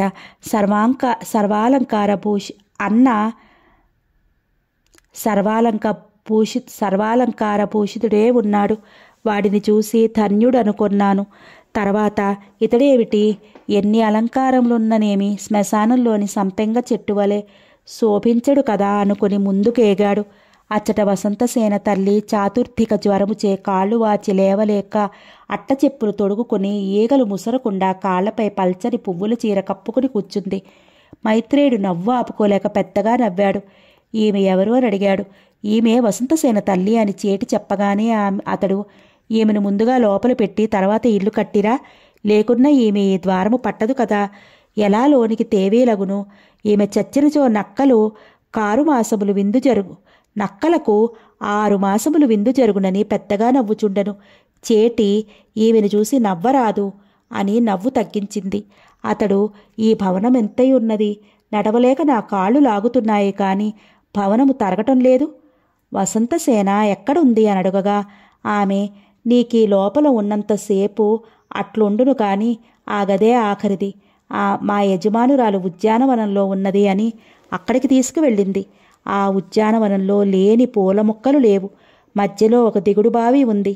దానిలో తామరలు కలువలు చక్కగా శోభను వెదజల్లుతున్నాయి. అతడు ఆమె కూర్చున్న చోటికి వచ్చాడు. అతడిని చూచుటతో ఆమె లేచి స్వాగతము చెప్పి పీట వేసి అతడిని కూర్చుండబెట్టింది. చారుదత్తుడి కుశలము అడిగి వచ్చిన పని అడిగింది. అతడు, మా చారుదత్త భట్టారకుడు నీకు నమస్కరించి ఇట్లు విన్నవించుకొనుచున్నాడు అనగా ఆమె వినయముతో, అయ్యా, అంత మాట ఎందుకు, ఏమని ఆజ్ఞాపించిరి అన్నది.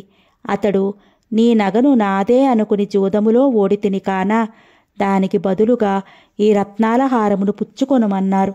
ఆ గెలిచిన జూదరి ఎవడో తెలియదు అనుటతో ఆమె చేటి, నీ అదృష్టం ఎంత మంచిదమ్మా, నీ ప్రియుడు జూదరి అయినాడు అన్నది నవ్వుతూ. వసంతసేన రత్నావళిని పుచ్చుకొందునా, నగను చూపుతునా అని ఆలోచించింది. మైత్రేయుడుకు ఒళ్ళు మండినది. ఏమిటి అనుమానించుచుంటివి, రత్నావళిని పుచ్చుకొనవా అనెను. ఆమె వెంటనే పుచ్చుకొన్నది. ఆ జూదరితో నేను సాయంకాలము వత్తునని చెప్పమన్నది. ఇది ఇంటికి వచ్చి ఇంకనూ ఏవైనా లాగునేమో అనుకుని చెప్పెదనులే అని పైకని, వేశ్యలతో సంబంధం ఇంక మానుమని చెప్పెదను అనుకుని వెళ్ళిపోయాను.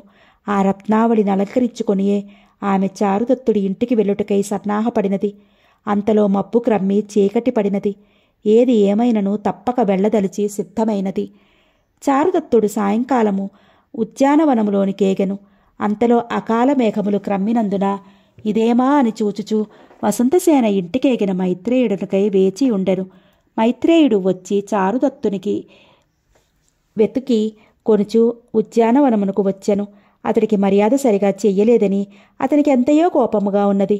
విశ్రమించుబని అయినా అనకపోగా రెండవ ప్రస్తావనయే చేయక రత్నావళిని పుచ్చుకుని ఊరకున్నది. ద్రవ్యాస లేని సానియుండునా అనుకుని చారుదత్తును చూసి అతని దీవించి కూర్చుండెను. అతడు జరిగిన కథనడుగా అడుగగా ఆమె రత్నావళిని హాయిగా పుచ్చుకుంది. పైగా నా ఎదుట పైట చెరుగు ముఖమును కడ్డు పెట్టుకుని నన్ను గూర్చి నవ్వినది. మిత్రమా, ఇంతయూ నీ వలన కదా నాకు ఇది వచ్చినది. నా మాట విని నీవింకా నైనను ఆమెతో సాంగత్యము మానుమయ్యా అనటతో అతడు, ఇక నీవు చెప్పనక్కరలేదు, ఈ దరిద్రుడి వద్దకింక ఏ వేసే వచ్చునులే అనగా అతడు, ఆర్య, ఆమె సాయంకాలం ఇక్కడికి వచ్చుచున్నది, ఇంకనూ ఏమైనా లాగుటకేమో అనుటతో చారుదత్తుడు, సంతోషపరిచియే పంపుదములే అని నవ్వుచూ జవాబిచ్చెను. అప్పుడు వసంతసేన వచ్చి కుంభీలకుని ద్వారా తన రాకను తెలిపినది. అతడు వచ్చి మైత్రేయుడిని పైకి బెడ్డ విసిరెను. అతడు ఉలిక్కిపడి వెంటనే తలుపు తీసెను. ఆమె వచ్చిన వార్తను తెలిపినందులకు కుంభీలకునకు తన ఉత్తరీయమును బహుకరించెను. అంత వసంతసేన ఛత్రధారిని చేటి విటుడును లోపలికి వచ్చిరి. లోనికి రాగానే విటుడితో, నీవిక్కడనే ఉండి గొడుగు పట్టించుకోమన్నది. అతడు తెల్లబోయి లోనికి రావలదని వ్యంగ్యముగా చెప్పినదని అక్కడనే ఆగిపోయాను. మైత్రేయుడు ఆమెకెదురేగెను. మీ జోదరి ఎక్కడ ఉన్నాడు అని ప్రశ్నించింది. అతడెప్పుడు చెప్పినను అకటావికటపు జవాబులే. ఆ ఎండు చెట్ల గుంపులో ఉన్నాడనెను. అదేమి ఉద్యానమును ఎండు చెట్ల అనదిరేలా అనగా అతడు, ఇవి కాయలిచ్చునా పళ్ళిచ్చునా ఎందులకివి అని నిస్పృహ చూపెను. ఆమె చారుదత్తుడిని సమీపించినది. అతడు పీటపై కూర్చుంటమని కుశల ప్రశ్నలు అడిగాడు. ఆమె జవాబియ్యగానే ఆమె చీర వానజల్లునకు తడిసి ఉన్నదని మరొక వస్త్రములు తెమ్మనగా ఆమె చేటి నేనే తెత్తునని తెచ్చి ఇచ్చినది. చారుదత్తుని అనుజ్ఞపై మైత్రేయుడు, నువ్వింత దుర్దిన సమయమున ఎందుకు వచ్చితివమ్మా అన్నాడు. ఆమె చేటికి సైగ చేసినది. చేటి, నీవిచ్చిన రత్నావళి ఖరీద ఎంతయో తెలుసుకొనవలనని వచ్చితిమన్నది. అతడు చారుదత్తునితో, నే చెప్పలేదా, ఈమెకు రత్నావళి సరిపోయినది కాదు పాపము అని రహస్యముగా చెప్పి చేటితో ఏలకో అనెను. చేటి, అది తనదే అనుకుని ఈమె జూదములో ఓడిపోయినది. ఆ గెలిచిన వాడెవడో తెలియదు. అందుచే అది ఇచ్చు వరకు ఈ నగను నీ వద్ద ఉంచమని ఇదివరలో దాచిన నగనే ఇచ్చినది. అతడు దానిని చూసి, అది ఆమెకెట్లు వచ్చినా అని తెల్లబోయి చూశాను. చారుదత్తునితో, ఇది ఆమెకెట్లు వచ్చినదో, మన ఇంట్లో దొంగలించి వీరి ఇంట్లో పారవేసినేమో ఆ దొంగ అనెను. అతడు, మనము చెప్పిన మాటలే మనకు అప్పచెప్పినది. ఇందు నిజమెంతయో కనుగొనమనెను. మైత్రేయుడు రహస్యముగా చేటినడిగెను. ఆమెయు రహస్యముగానే వారనుకున్నది నిజమే అని చెప్పినది. అప్పుడు ఆ ప్రియవాక్యము చెప్పినందులకు ఆమెకు బహుమతిగా ఉంగరమును చారుదత్తుడియ్యబోయి వ్రేలు చూసుకొనగా దానికి ఉంగరము లేదు. అతడికి సిగ్గు వేసినది. డబ్బు లేని వాడెందుకునూ పనికిరాడు కదా. వాడికి కోపము వచ్చినను అనుగ్రహము వచ్చినను వ్యర్థమే. పాడుపడ్డ ఇల్లు, మోడైపోయిన చెట్టు, నీరులేని నొయ్యి, డబ్బులేని వాడు సమానము అని చారుదత్తుడు అనుకొనెను. అప్పుడు వసంతసేన, ఆర్య, పోయిన వస్తువునకై నాకు రత్నావళిని ఏదేదో కల్పించి చెప్పి ఇయ్యవలనా అని తనలో ఉన్న బాధను తెలుపుచూ మెల్లగా పలికినది. అతడు ఆమె అట్లనని అనుకొనలేదు. తాను చేసినది తప్పుగా ఉన్నట్లు ఒప్పుకొని, వసంతసేన, నిజము తెలియక లోకులు పలు రీతులు పలుకుదురు. మనము వారి నోళ్లు ముయ్యలేము కదా, అందుకే ఇట్లా చేయవలసి వచ్చినది అని సమాధానపరిచెను. ఇంతలో వాన చిరుకులు హెచ్చుగా తోచినవి. వసంతసేన భావము కనిపెట్టి చారుదత్తుడు, ఈ వర్షము బాధ లేకుండా లోనికి పోవుదుమని ఆమెను లోనికి కొనిపోయెను. చేటితో సహా ఆమె ఆ పూటకు అక్కడనే ఉన్నది. చారుదత్తుడు ఈనాడు ఎంత దరిద్రుడైనను సరసుడు కదా. ఆ రాత్రికి ఆమె కోరిక తన కోరికయూ తీరునట్లు సుఖించెను. వారికి ఆ రాత్రి ఇట్టే తెల్లారినది. మాటలు మాత్రం పూర్తి కాలేదు. రాత్రి అంతను క్షణము వలె గడిపి వేకువజాముననే పరుండిరి. కాని నిత్య కర్మానుష్ఠానపరుడైన బ్రాహ్మణుడు కనుక చారుదత్తుడు మాత్రం సూర్యోదయము కాకమునుపే లేచి నిత్య కర్మలు నిర్వర్తించుటకు వెళ్ళెను. అప్పుడు పరిచారిక వచ్చి వసంతసేనను మేల్కొల్పెను. ఆమె ఇంకనూ తెల్లవారలేదనుకుని చేటిని కసిరినది. చేటి, నీకు తెల్లవారలేదు కానీ మాకు ప్రొద్దే ఎక్కినది అని పరిహసించినది. అప్పుడు ఆమె లేచి సింగారించుకుని చారుదత్తుడు ఎక్కడ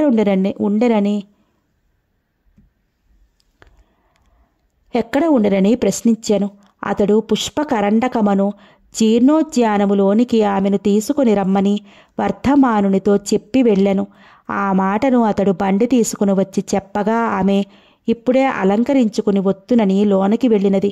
అతడు బండిలో వేయు కంబళి మరిచిపోయినందున తెత్తునని కిత్తలాగవని బండి తోలుకునియే వెళ్ళెను. మైత్రేయుడి ద్వారా తనకి వచ్చిన రత్నావళిని మరల ధూతాదేవికిమ్మని చేటిచే పంపినది. కాని ఆమె, నాకు చారుదత్తుడొక్కడే అలంకారము కాని తక్కిన నగలు కావు. ఆయన దయతో నీకిచ్చినది. నే మరల తీసుకొనుట భావ్యము కాదని తిరిగి పంపివేసినది. అప్పుడే చారుదత్తుని కొడుకు రోహసేనుడు తోడి బాలునితో బంగారు బండితో ఆటలాడి తనకది కావలనని మొండిపట్టు పట్టెను. రథనిక ఒక మట్టి బండి మృచ్ఛకటికమును చేసి ఇచ్చినది. ఆ బాలుడు వయసునకు చిన్నయైనను మాటలతో చేతలలో పెద్దవాడే. అతడు ఆమె మాటలను లెక్కసేయక బంగారు బండికై పేచీ పెట్టెను. అది చూసి వసంతసేన ఆ పిల్లవాడు ఎవరని అడిగి తెలుసుకున్నది. అతనిని ఎత్తుకుని ఇతను ముమ్మూర్తలా తండ్రి పోలికే అని ముద్దాడినది. రదనిక ఆ బారుని పెంకిపట్టు తప్ప అన్ని గుణములు మంచివని కొనియాడినది. వసంతసేన చారుదత్తుని వంటి వాని కొడుకు ఇతరుల వస్తువులను తెమ్మని ఏడవవలసి వచ్చే కదా అని విచారించినది. అది విధి విలాసము. ఎవరేమి చేయగలరు? బాలుడు ఈమె ఎవరు అని అడిగినాడు. రదనిక మీ తల్లి బాబు దండము పెట్టుమన్నది. కాదు, ఈమె నా తల్లి అయినచో ఇన్ని నగలెట్లు ఉండెను అనను. అతడు నగలున్న రోజులలో తల్లిని చూడలేదు కదా మరి. వసంతసేనకు కన్నుల బొటబొటా నీరు కారినది. నగలన్నీ తీసివేసి, ఏమి ఇప్పుడు నీ తల్లివలేనుంటినా అని ఆ నగలచే అతనికి బంగారు బండి చేయించుమని చెప్పి మట్టి బండిలో వేసింది. పిల్లవాడు బండి లాగుకుని వెళ్ళిపోయాడు. అప్పుడిక వసంతసేన సింగారించుకున్నది. ఇంతలో వీధిలోనికి స్థావరకుడను శకారుని బండివాడు గిత్తల బండి తోలుకుని వచ్చుచుండెను. వీధిలో బళ్లన్నీయో కిటకటలాడుచున్నాయి.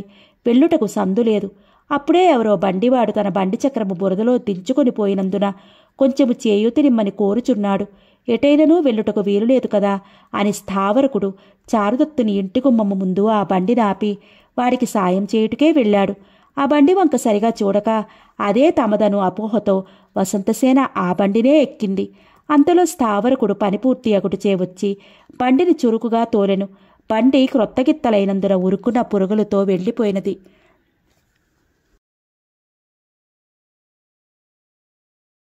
ఇంతలో వర్ధమానకుడు బండి తోలుకుని వచ్చాడు. అప్పుడు వెళ్ళిన శర్విలకుడు ఖైదునకే కన్నము పెట్టి సంకెలలు మధ్యకు తెగకొట్టి ఆర్యకుని విడిపించి పారిపొమ్మనెను. అతడు నేనేమి తప్పు చేసి తిని? ఒకవేళ నాకు రాజ్యము వచ్చునని చెప్పినచో అందుకు నేనేమి చేయుదును? అంతగా వచ్చినవే అయినా కాలడ్డు పెట్టినంత మాత్రాన భాగ్యము లాగునా నేనొక్కడనూ మహారాజుతో పోరలేను కదా అనుకొని పరుగెత్త చూచుచూ ఎదురుగా బండి ఉన్నందున దానిలోకి ఎక్కాడు. అది వర్ధమానకుడు తోలుకుని వచ్చిన బండియే. అతడి ఇనుప గొలుసుల చప్పుడు అందెల చప్పుడే అనుకొని వర్ధమానకుడు బండి త్రోలుచూ ఉన్నాడు. రాజభటులకు ఆర్యకుడు పారిపోయినని తెలిసినది. వెంటనే సేనాపతి నలుమూలలకు సైనికులను పంపి ప్రతి బండిని ప్రతి చోట పరీక్షింపచేయుచుండెను. ఒక్క క్షణంలో భటులు క్రమ్మిరి. అందు వీరకుడు చందనకుడు అను సైనికోద్యోగులు వర్ధమానకుని బండి నాపి పరీక్షింపవచ్చిరి. ఆ బండి ఎవరిదిని అడిగిరి. బండివాడు చారుదత్తునిదనెను. ఎవరిదైనదేమి, మన పని మనము చేసుకొందమని అందొకడరెను. చందనకుడు చూచెడిదేమిటి పోనిమ్మనెను. వీరకుడు ససేమిరా వల్ల కాదెరెను. వారిద్దరి మధ్య తగవు పెరిగింది. బండిలో ఉన్న ఆర్యకుడి గుండెలు దడదల్లాడుతున్నాయి. వారు వచ్చి చూసిరిచో ఇక దిక్కేమున్నది. అయినను ఒకడు జన్మాంతర బంధువు, మరొకడు మిత్రుడు లాగున ఉన్నారు. ఒకే ఉద్యోగమైనను వారిలో కాటిలో ఉండు అగ్నులకు వలె చాలా భేదములున్నవి. వారు చూసిన నీవు చూడవు కదా అని ఒకరినొకరు అనుకుని ఆర్యకుని అదృష్టము కొలది చందనకుడు బండినెక్కెను. ఎక్కి ఎక్కుట తోడనే లోపల నుండు ఆర్యకుడు అయ్యా శరణు శరణు అనెను. నీకేమూ భయము లేదులే, నువ్వెవరు అని అడిగాను. అతడు జరిగినదల్లా చెప్పెను. అతడు తన మిత్రుడైన శర్విలకుని మిత్రుడనియో శరణన్న వాడిని దయతలిచి అభయమిచ్చి దిగిపోయాను. వీరకుడు అడుగగా ఆర్యకుడు అనబోయి ఆర్యురాలు అనెను. ఆ మాటలు తప్పిప్పు చూసి వీరకుడు తాను పరీక్షించుతుననెను. చందనకునికి తన మాట పోవునని ఆర్యకునకు అపకారము జరుగుననియో భయపడి అరవతగాద గిల్లికజ్జా పెట్టుకొనదలిచి అరే ముందేమంటివి?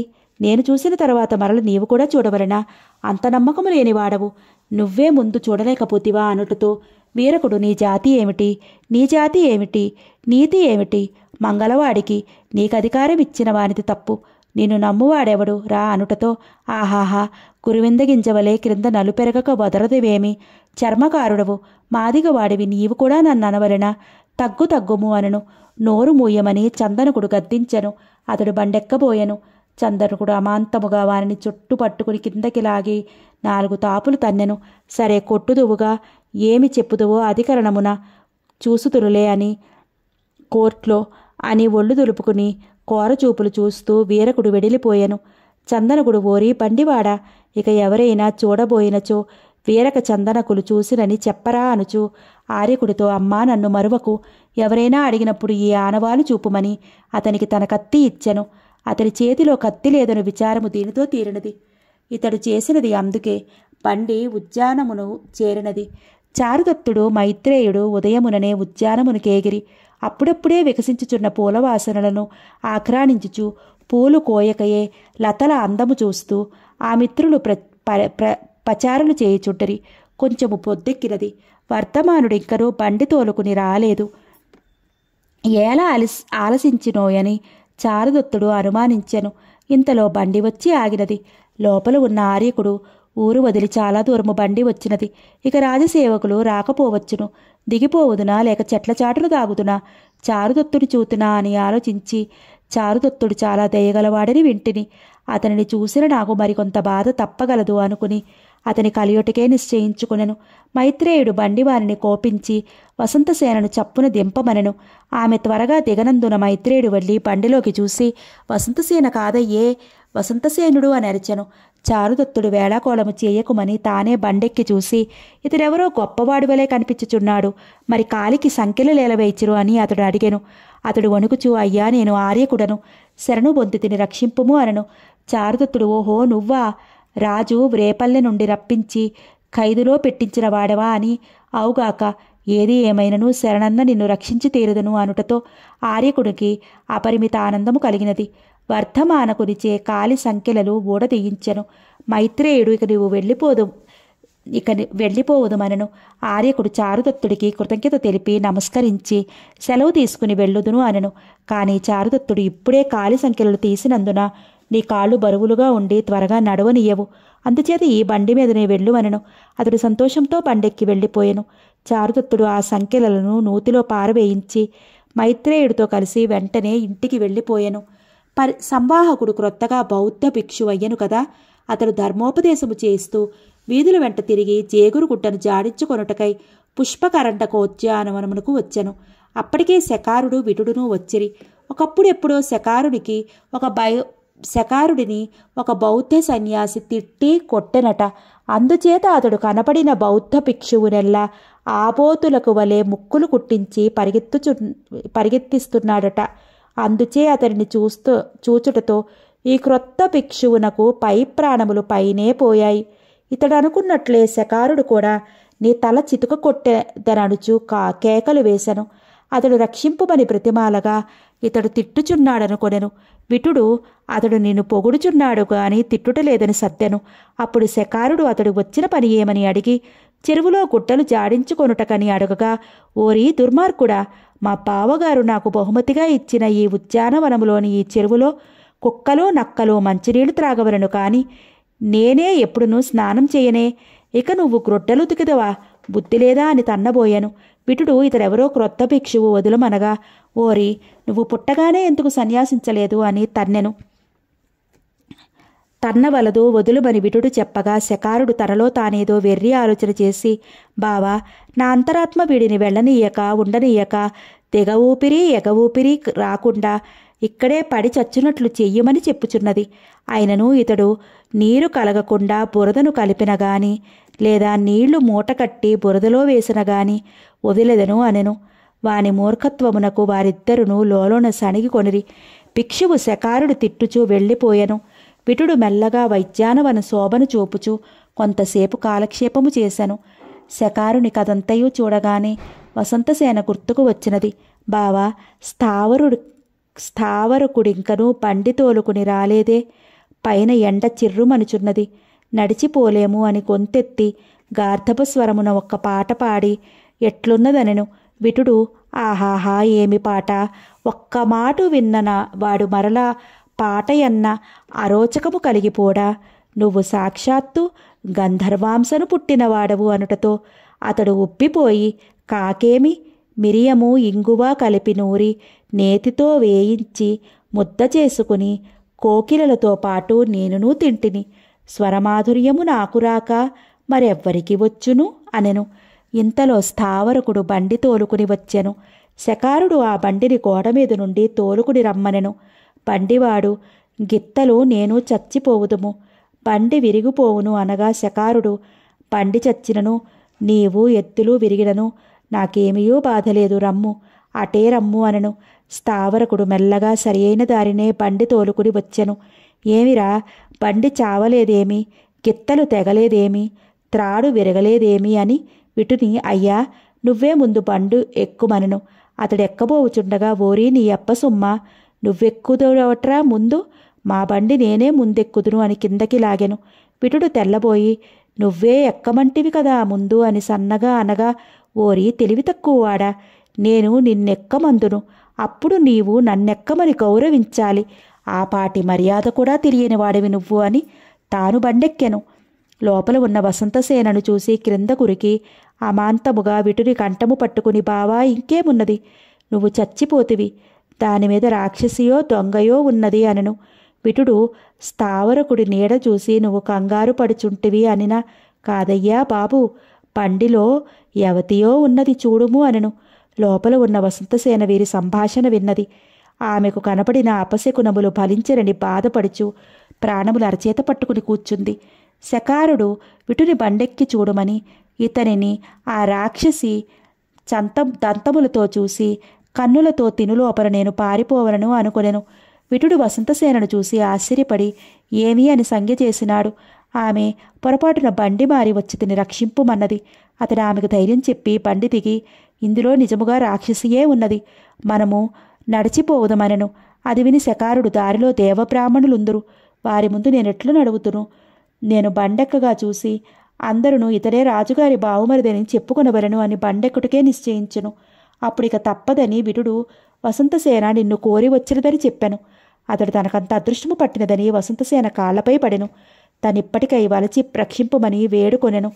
ఆమె కోపముతో అతన్ని కాలితో తోసివేసినది. దానితో అతనికి అవమానం కలిగినది. ఆమె కథను బండివాణినడిగి తెలుసుకుని, ఓ దాసీదానా, చారుదత్తుని వద్దకు పోవు, నిన్ను నా గిత్తలు మోయలేవు, దిగుమని అనెను. ఆమె తటపటాయించినది. శకారుడిని సహింపలేక, ఇంకనూ దిగవేమి, జటాయువు సాలి పెండ్లాము నీడ్చినట్లు జడపట్టుకుని క్రింద పడలాగుదును అనుటతో ఆమె వణికిపోయినది. విటుడు ఆమెను మెల్లగా కిందకి దిగమనెను. ఆమె దిగినది. శకారుడకు వెనకటి కోపమునకు ఇప్పటి కాలితాపు బలమైనది. అతడు ప్రతీకారము చెయ్యదలిచి విటునితో, నువ్వు కోరినంత డబ్బిచ్చెదను, వసంతసేనను చంపుమనను. అతడి పాపకార్యము చేయుటకు అంగీకరించలేదు. అప్పుడు స్థావరకుడిని ఆ పని చేయుటకు బ్రతిమాలెను. అతడు ఒప్పుకొనలేదు. ఓరి, నా మాట వినవటరా, విననిచో తన్నెదను సుమా అనగా అతడు, నువ్వు నా శరీరమునకు ప్రభువువు గాని శీలమునకు కాదు, నీకు తోచినట్లు చెయ్యుము, అంతగా కోపించిన నువ్వు నన్ను కొట్టగలవేమో కాని నాచే అకార్యాన్ని మాత్రం చేయించలేవు అనను. శకారుడు కోపంతో, ఓరి ఆగర్భదాసుడా, వెంటనే పోరా అని తిట్టుతతో అతడు వసంతసేనను చూసి, అమ్మా నిన్నింతకంటే రక్షించలేనని వెళ్ళిపోయాను. శకారుడు కండువా నడుముకు బిగించుకుని వసంతసేనను కంఠము పిసికి చంపబోయాను. అప్పుడు విటుడు, దుర్మార్గుడా, నా కన్నుల ఎదుటనే ఈ అబరను చంపెదవురా అని శకారుని కంఠము పట్టుకుని నేల మీదకు విసిరను. అతడు మూర్చపోయి అప్పుడే తెప్పరిల్లి, వీనికెంత బలమున్నది, వీడుండగా నా పని సాగనీయడు అనుకుని వాణ్ణి మోసగించుటకు నిశ్చయించెను. ఆలోచించగా అతనికి ఒక మంచి ఉపాయం తట్టినది. వెంటనే, బావా, నేను మాత్రం ఈమెను చంపుదునా, ఏదో నాకు లొంగునని అట్లు చేసి తినంతే అని తాను చేసిన పని సర్ది చెప్పి అతనిని స్థావరకుని తీసుకురమ్మని పంపెను. విటుడు వెళ్ళిపోవుచున్నానని 4 అడుగులు వేసి, అంతలో ఈ దుర్మార్గుడు ఏమి పాపము చేయును అని చాటున దాగెను. శకారుడెంత తెలివి తక్కువ వాడైనను ఇట్టి విషయాన్ని అతని బుద్ధి పాదరసం వలె ప్రవహించును. వెళ్ళిపోయిన విటుడు ఏ చాటుననైనా దాగునేమో అని వానికి నమ్మకం కలిగించుటకై తాను 4 పువ్వులు కోసి ఆమె కొప్పులో పెట్టబోవుచు పాదములపై పడి ప్రతిమాలెను. ఆమెను కామించిన శకారుడిక చంపడని నిశ్చయించుకుని విటుడు వెళ్ళిపోయెను. అతడు బ్రతిమారినను ఆమె వినలేదు. అతడిక కోపము పట్టలేక గొర్రెపిల్ల మీదకు తోడేలు పడినట్లు మీద పడి కంఠము నొక్కెను. ఆమె అతని దెబ్బనెట్లు నోర్చుకొనగలదు. ఆ మొదటి దెబ్బకే తెలివి తప్పి పడిపోయింది. శకారుడు ఆమె చచ్చిపోయింది అనుకుని సంతోషముతో చంకలు వాయించుకుని విటునకెదురేగెను. అంతలో విటుడు స్థావరకుని ప్రతిమాలి తీసుకుని వచ్చుచు శకారుడు వసంతసేనని ఏమి చెయ్యను అని మనసులో బాధపడుచూనే ఉండెను. ఇంతలో అతడే ఎదురయ్యాడు. విటుడు ఆదుర్దాగా వసంతసేన ఏది అని అడుగగా శకారుడు ఆ మూలకే పోయింది అనను. అతడు నమ్మక నిజము చెప్పమని బలవంత పెట్టగా నీ నెత్తిమీద నా కాళ్ళు పెట్టినట్లే, ఏమియో అనుకొనకము, ఆమెను చంపివేసి తినిలే అని శకారుడు చారుదత్తునిపై నేరము మోపదలిచి న్యాయస్థానముకేగెను. అప్పుడు న్యాయస్థానమున అధికరణికుడు, శ్రేష్ఠి, కాయస్థుడు మున్నగు పంచాయతీ పెద్దలు సభ తీర్చిరి. భటుడు వచ్చి నేరము కలవారు వచ్చి చెప్పుకొనవచ్చుననగా శకారకుడు వచ్చి తనదొక అభియోగమున్నదనెను. వారిదేదో లొకలొకలుగా ఉండునని ఇప్పుడు కాదు రేపు చూతమనిరి. వాడు మండిపడి రాజుగారి బావమరిదిని నా అంతటి వాడును నేను వచ్చి చెప్పుచుండగా విని తీర్పే చెప్పలేరా? చూడుడు మీ ఉద్యోగములేమగునో అనుట్లుచో వారు. వీడు అన్నంత పని చేసి తీరును, ఒట్టి దుర్మార్గుడు. దుష్టం చందోన సారేణ, దుష్టునకి ఇష్టమొచ్చినట్లు నడవవలెను అనుకొని రాబాబు నీదే ముందు చూసుదమనిరి. అతడు లోనికేకి నేను ఈ రోజున పుష్పకరండకోద్యానమునకు పోగా అక్కడ స్త్రీ శవమొకటి కనపడినది. దానినెవరో మెడపిసికి చంపినారు. నేను కాదు అనుసరికి నేను కాదన్న మాటను వారు గుర్తుగా రాసుకొనిరి. ఎవడో వస్తువులకే చంపి ఉండును, మెడవాచినది నగలా లేవు అని ఆమెను గుర్తించితివా అన్న మాటకు ఆమె వసంతసేనయే, మన ఊరిలో చాలా ప్రసిద్ధి కన్నా పోగపు పిల్ల అనెను. వారట్లయినా ఆమె తల్లిని పిలిపించదమని పిలిపించిరి. ఆమె వచ్చినది. న్యాయాధిపతులు ఆమెను నీ కూతురు ఎచ్చటికి ఎందుకు వెళ్ళినదని ప్రశ్నించిరి. ఆమె మిత్రుని ఇంటికేగినది. అయ్యా మాకెందుకన్నది ప్రశ్న కాదు, యవ్వన సుఖములు అనుభవించుటకే వెళ్ళి వచ్చుచుందుము కదా, చారుదత్తిని ఇంటికేగినది అన్నది. వెంటనే నానా వ్యవహారములలో చారుదత్తునకు జోక్యముండట పరికించి అతనిని పిలుచుటకు జంకి అయినను తప్పదని పిలిపించిరి. చారుదత్తునకు శకునములు మంచివి కాలేదు. ఇదేమా ఈ రోజున నన్ను నా గుణశీలములెరిగియు న్యాయస్థానమునకు పిలిపించుచున్నారు? ఒకవేళ ఆర్యకునికి నేను సాయం చేసి వెళ్ళించుట ఎవరైనా చెప్పలేదు కదా అనుకునిచూ వచ్చెను. అతడు రాగానే మర్యాదగా అతనికి పీఠమునిచ్చి దానిపై కూర్చుండమని, అయ్యా మీరు వసంతసేనను ఎరుగుదురా? ఆమెతో మీకు గల సంబంధ బాంధవ్యులేమిటి అని ప్రశ్నించిరి. అతడు మొదట చెప్ప సిగ్గుపడినను వారి ప్రేరణచే వ్యవహారము కానా చెప్పెను. ఆమె ఇంటికి వెళ్ళినదా అనిరి. దానికి ఏమి చెప్పవలనో అతనికి తోచలేదు. అసలు ప్రొద్దుట నుంచి ఆమె విషయమే తనకు తెలియదాయే. ఏమని చెప్పును? అట్లు జవాబునకు ఆలస్యం ఒకటకు వారు అనుమానించి చెప్పుమని హెచ్చరించిరి. అతడు ఇంటికేగినదే అని చెప్పెను. శకారుడు ఓరి దుర్మార్గుడా, నగలకై లోపముచే జీర్ణోద్యానమున ఆమెను మెడపిసికి చంపి ఇంటికి వెళ్ళినదని బొంకుటకు నీకు నూరెట్ల వచ్చిరా అని బుకాయించెను. వసంతసేన తల్లి దాచపెట్టిన నగ దొంగలెత్తుకుని పోయినందులకే తన రత్నావళినిచ్చిన ఇతడు నగలకై నా కూతురుని చంపున? పాపపు మాటలు అనకుము. ఎవడు చంపెనో కాని ఇతడై ఉండడు అని శకారునే నిందించినది. అధికరణికుడును నిందించెను. శకారుడు పక్షపాతము చెయ్యకుడని హెచ్చరించెను. ఇంతలో వీరకుడు చందకునిపై కోపముతో వచ్చి, అయ్యా నేను నా రాజాజ్ఞచే బండి చూచుచుండగా చందనకుడు చారుదత్తుని బండిని జీర్ణోద్యానమునకు పోవుచుండగా చూసి నన్ను చూడనియ్యక పైపెచ్చు 2 తన్నులు తన్ని పంపెను. న్యాయము విచారించుడు అనెను. అది ఈ సందర్భంలో చారుదత్తుని మాటలకు వ్యతిరేకముగా సరిపోయినది. శకారుడు, ఓరి చారుదత్త, బండిపై జీర్ణోద్యానమునకు తీసుకుని పోయి చంపి ఇంటికి వెళ్ళినదంటివే అని హేళన చేశాను. అధికరణికుడు ఉద్యానవనంలో స్త్రీ శవం ఏదైనా ఉన్నదేమో చూసి రమ్మని వీరకుడిని పంపెను. అతడు వెళ్ళి అంతక్రితమే చెట్టుకొమ్మ విరిగి చనిపోయిన స్త్రీ శవమొకటి నక్కలు రాగుచుండగా చూసి వచ్చి ఉన్నదని చెప్పెను. శకారుడు, ఇప్పటికైనా నా మాటలపై మీకు నమ్మకము కుదిరినదా? ఇంకను ఆ ద్రోహిని కింద కూర్చుండమనరేమి అనగా వారు చారుదత్తుడిపై వృధాగా నేరము బరువగుచున్నదే అనుకొనుచు అతడిని ఏమీయూ అనలేకపోయిరి. అతడు తన దురవస్థకు చింతించు కింద కూర్చుండెను. శకారుడు తటారును లేచి ఆ ఆసనంపై తను కూర్చుండెను. అంతలో నగల మూటను తీసుకుని విదూషకుడు అచ్చటికే వచ్చినాడు. వసంతసేన రోహసేనునికిచ్చిన నగలను రథనికి అతనికే అలంకరించి లోనికి తల్లి వద్దకు పంపగా ఆమె, అరువు సొమ్ములు మనకెందుకు, పరుల ఆభరణములు పెట్టుకొనరాదని వాటిని ఆమెకిచ్చి రమ్మని మైత్రేయుడు అంపెను. అతడు ఆమె ఇంటికేగుచూ చారుదత్తుడు ఏలనో న్యాయస్థానమునికేగనని తెలిసి చూసిపోదామని వచ్చెను. చారుదత్తుడిని చూసి ఇదేమని అడుగగా అతడు జరిగినదల్లా చెప్పెను. మైత్రేయుడు అతనిపై ఎంతో కోపమొచ్చింది. ఓరి రాజ్యపాలకుడవని పొగరుపోతు తనమా, చిగురెక్కడ నలుగునో అని పూచిన మాధవీలతనైనా చేతితో వంచరి చారుదత్తుడు వలచిన స్త్రీని చేతులారా చప్పున నీవెట్లంటివిరా, చూడు నిన్నేమి చేయుదునో అని చేతిలోని వంకరకరతో కొట్టబోయెను. ఆ కంగారులో చంకలోని నగలు మూట జారి కింద పడినది.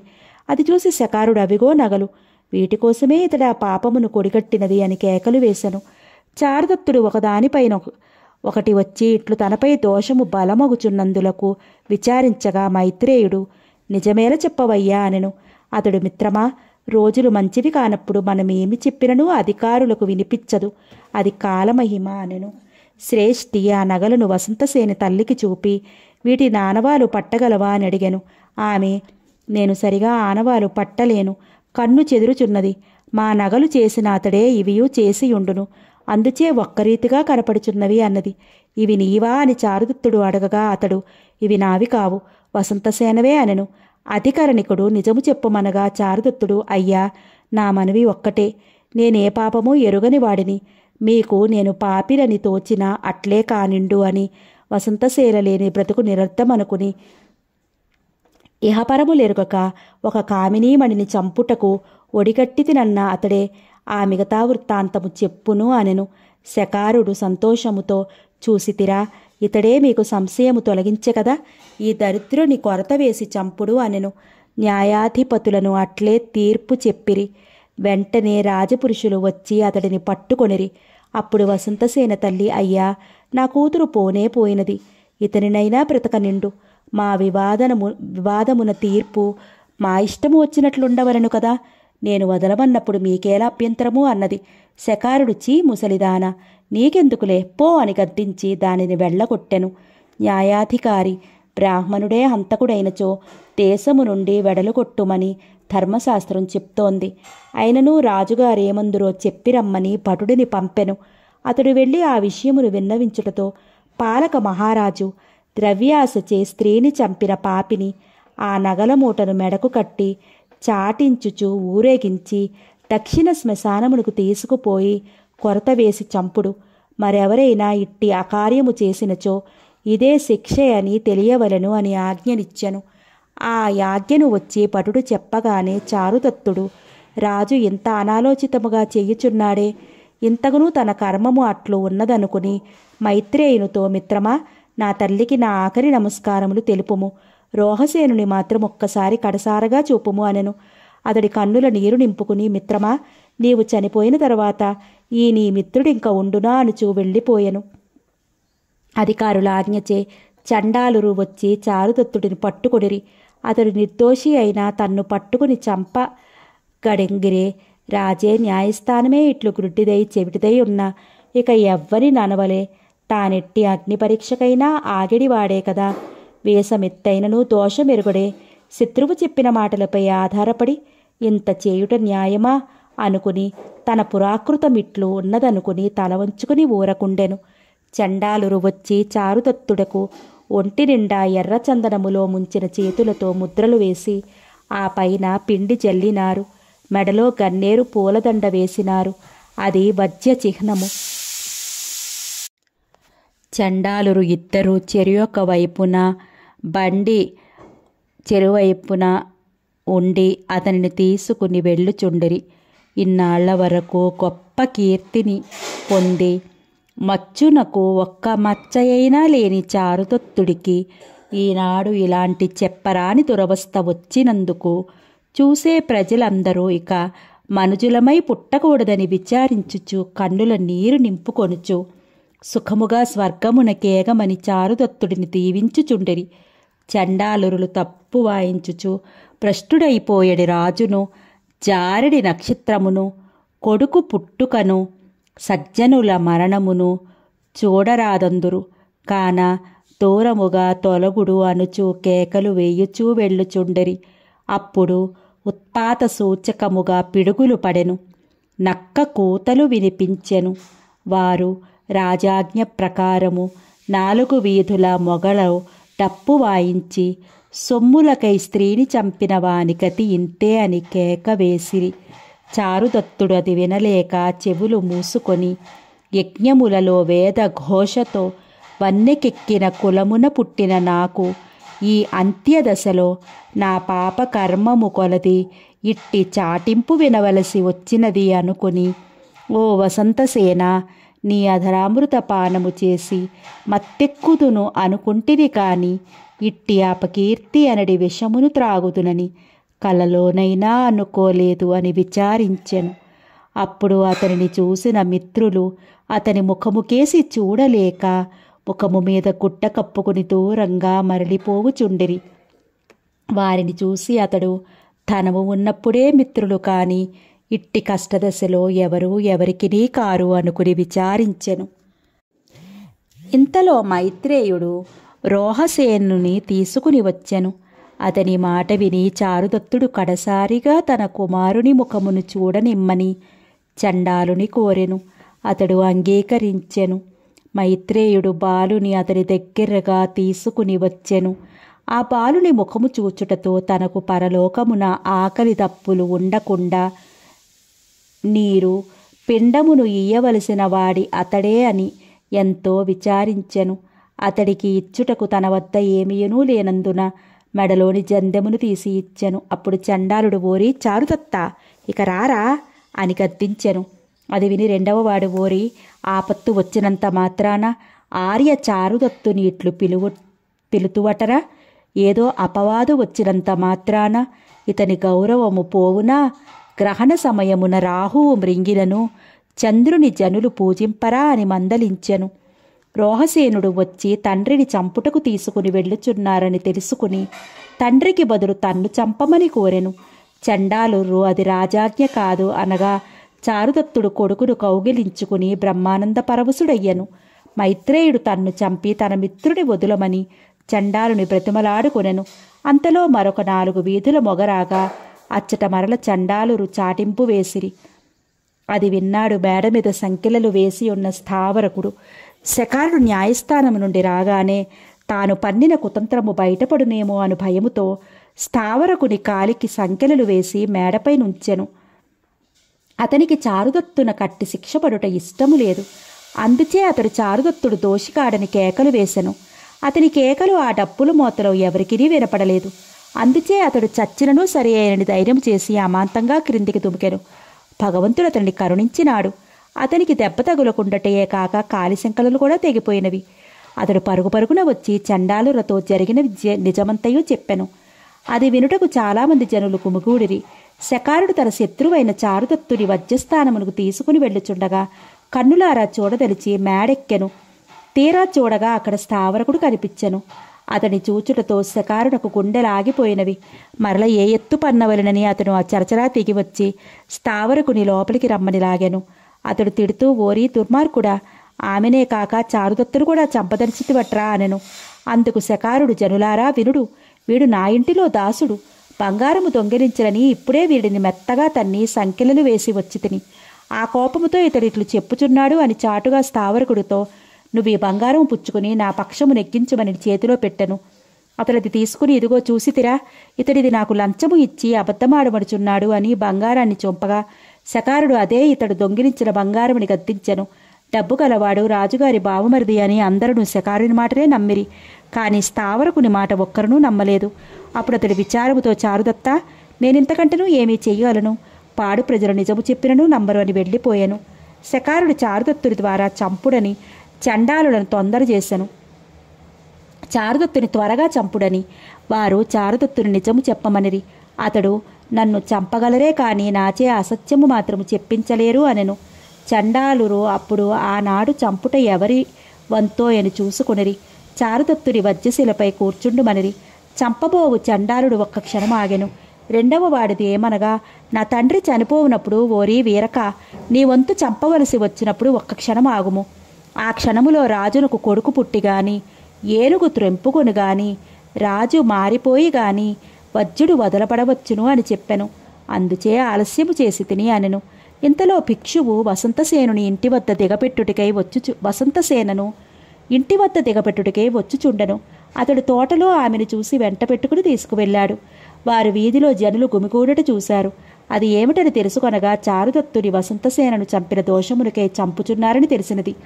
ఆ మాట వసంతసేన చెవులకు పిడుగుపాటైనది. ఆమె, నేను బ్రతికి ఉండగానే నన్ను చంపిన నేరమా అని వలవలా ఏడ్చుచూ పరిగెత్తుకుని వజ్రస్థానమునకు చేరెను.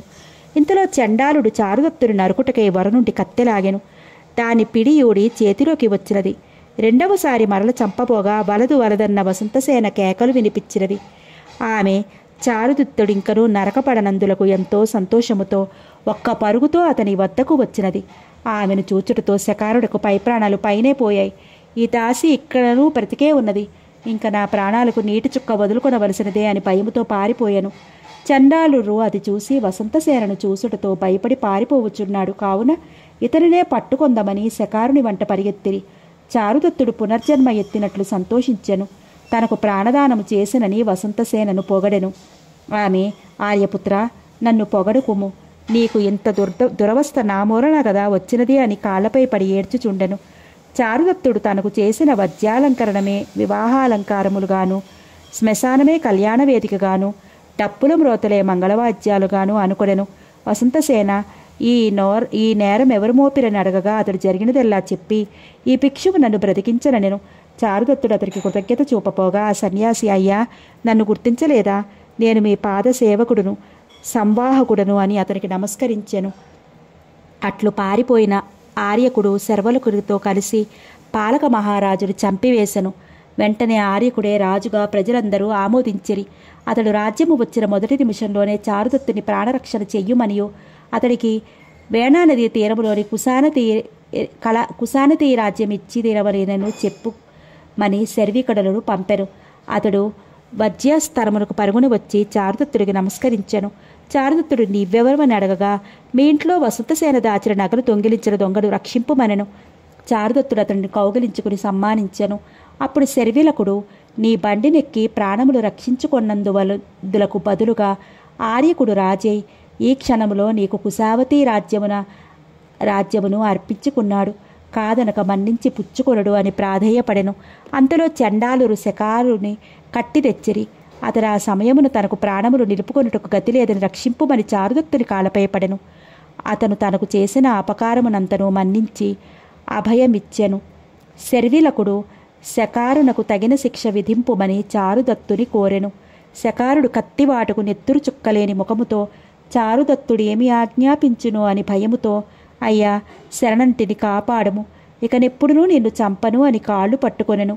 వసంతసేన తన కసి తీరా చారుదత్తుని మెడలోని వజ్రమారును తీసి శకారుని మెడలో వేశను. శర్విలకుడు అతనికి తగిన శిక్ష ఏదియో విధింపుమని తొందర పెట్టెను. చారుదత్తుడి తనకి తగిన శిక్ష అనుటతో మధ్యలో నందుకుని శర్విలకుడు ముక్కముక్కలుగా చిత్రవద చేసి కాకులకు గ్రద్దలకు వేయుదమా అనెను. చారుదత్తుడు చిరునవ్వు నవ్వుచూ వలదు, అంతకంటా పెద్ద శిక్షయే వెయ్యవలను, వెంటనే వదిలివేయుడు, దానితో ఇక అతడు తల ఎత్తుకొనలేకపోవును అనెను. అది విని బ్రతుకు జీవుడా అని శకారకుడు తల తడువుకొనుచూ వెళ్ళిపోయెను.